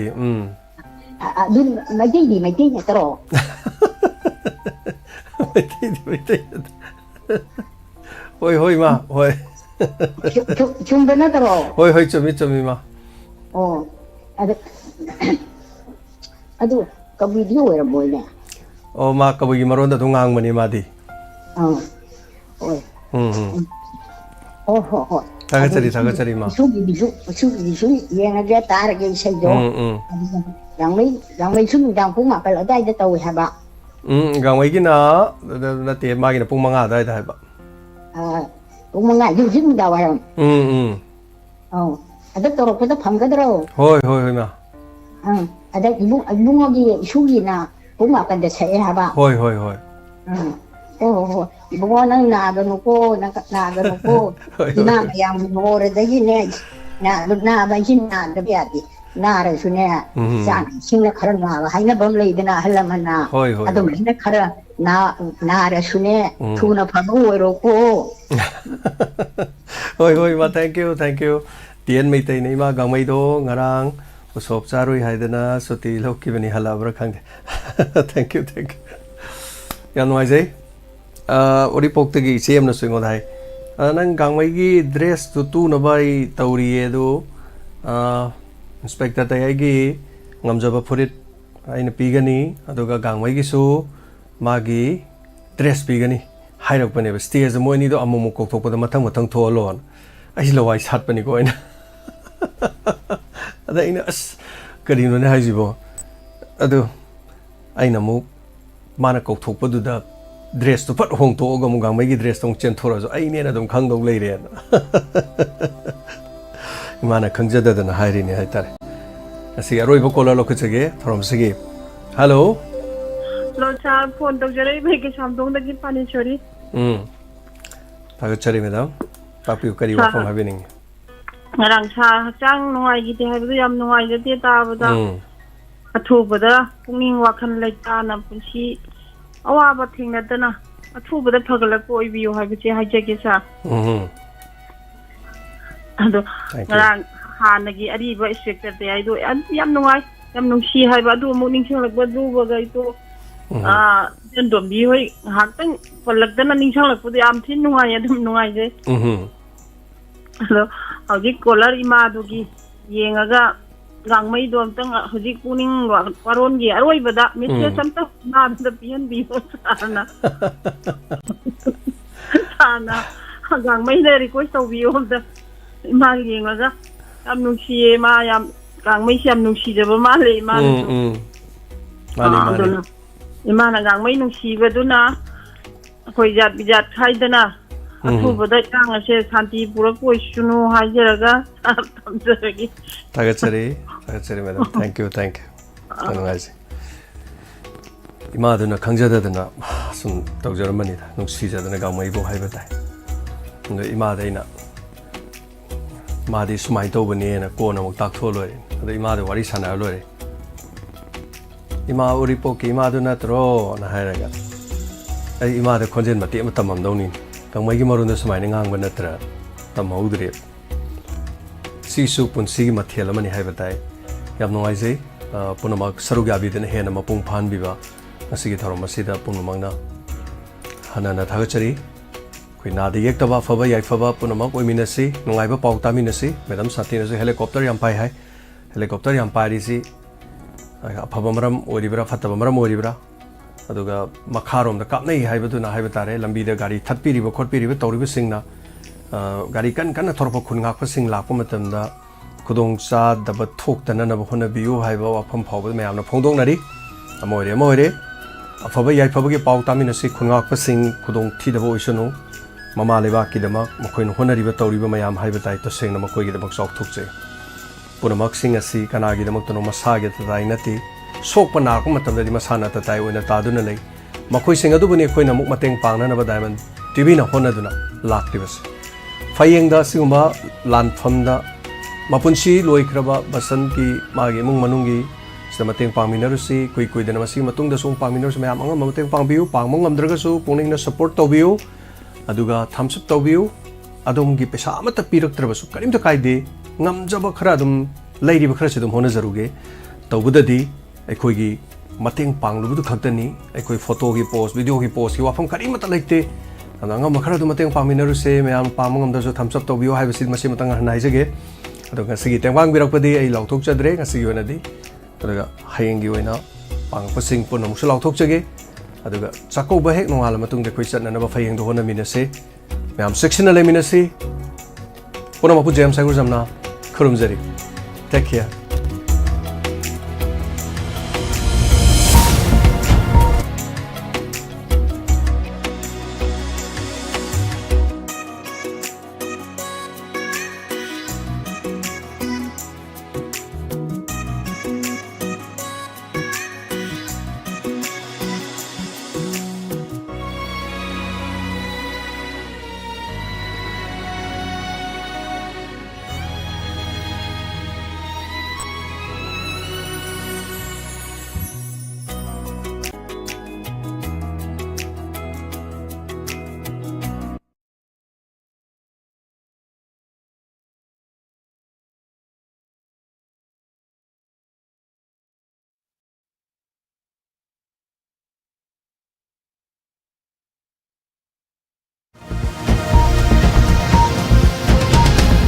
ꯃꯤꯌꯥꯝꯒꯤꯗꯃꯛꯇ ꯈꯨꯗꯣꯡꯆꯥꯅꯅꯕꯒꯤꯗꯃꯛꯇ ꯂꯩꯖꯔꯦ ꯁꯤꯡꯖꯃꯩ ꯚꯥꯒ꯭ꯌꯕꯇꯤ ꯂꯩꯀꯥꯏꯗ ꯀꯦꯛꯀꯔ ꯇꯣꯉꯥꯟ ꯇꯣꯉꯥꯟꯕ ꯑꯣꯀꯦꯖꯟꯁꯤꯡ ꯑꯗꯣꯝ ꯑꯗꯣꯝꯒꯤ ꯏꯆꯥꯁꯤꯡꯒꯤ ꯕꯔꯊꯗꯦ ꯍꯩꯖꯤꯡꯄꯣꯠ ꯂꯨꯍꯣꯡꯕ ꯅꯨꯡꯉꯥꯏ ꯌꯥꯏꯐꯕ ꯊꯕꯛ ꯊꯧꯔꯝꯁꯤꯡꯗ ꯁꯤꯖꯤꯟꯅꯅꯕꯒꯤꯗꯃꯛꯇ ꯃꯈꯜ ꯃꯊꯦꯜ ꯀꯌꯥꯒꯤ ꯀꯦꯛ ꯃꯈꯜꯁꯤꯡ ꯉꯁꯤꯃꯛ ꯑꯣꯔꯗꯔ ꯇꯧꯕꯤꯌꯨ ꯃꯈꯥꯗ ꯄꯤꯖꯔꯤꯕ ꯅꯝꯕꯔ 7085964679 amadi 8837231574 hꯧꯖꯤꯛ ꯑꯣꯏꯔꯤꯕ ꯁꯤꯖꯟ ꯑꯁꯤꯗ ꯑꯗꯣꯝꯅ केजी 3ꯒꯤ केक ꯑꯃ ꯂꯧꯕꯤꯕ ꯇꯥꯔꯒꯗꯤ केजी ꯑꯃ ꯐ꯭ꯔꯤꯗ ꯍꯥꯞꯆꯔꯒ केजी 5ꯒꯤ ꯑꯣꯏꯅ ꯄꯤꯖꯒꯅꯤ मखन मखा कयागी फ्लेवरदा मखल कयागी स्टाइल सिंगदा अदोम पुनिंग सिंसिनफम ओरबा केक मखल कया फंबिगनी अमुक्तंग लिंक्सिन बिरक्तुना सिंगजमै भैगवती लेकाइदा लेरिबा केकरदा लिंक्सिन बिरो यामना एफोर्डेबल ओइबा प्राइस तसु अदोमगी खुदोंग चाननबा थमजरी ngasi mok order tobiyu khudong chabasi manghanbigani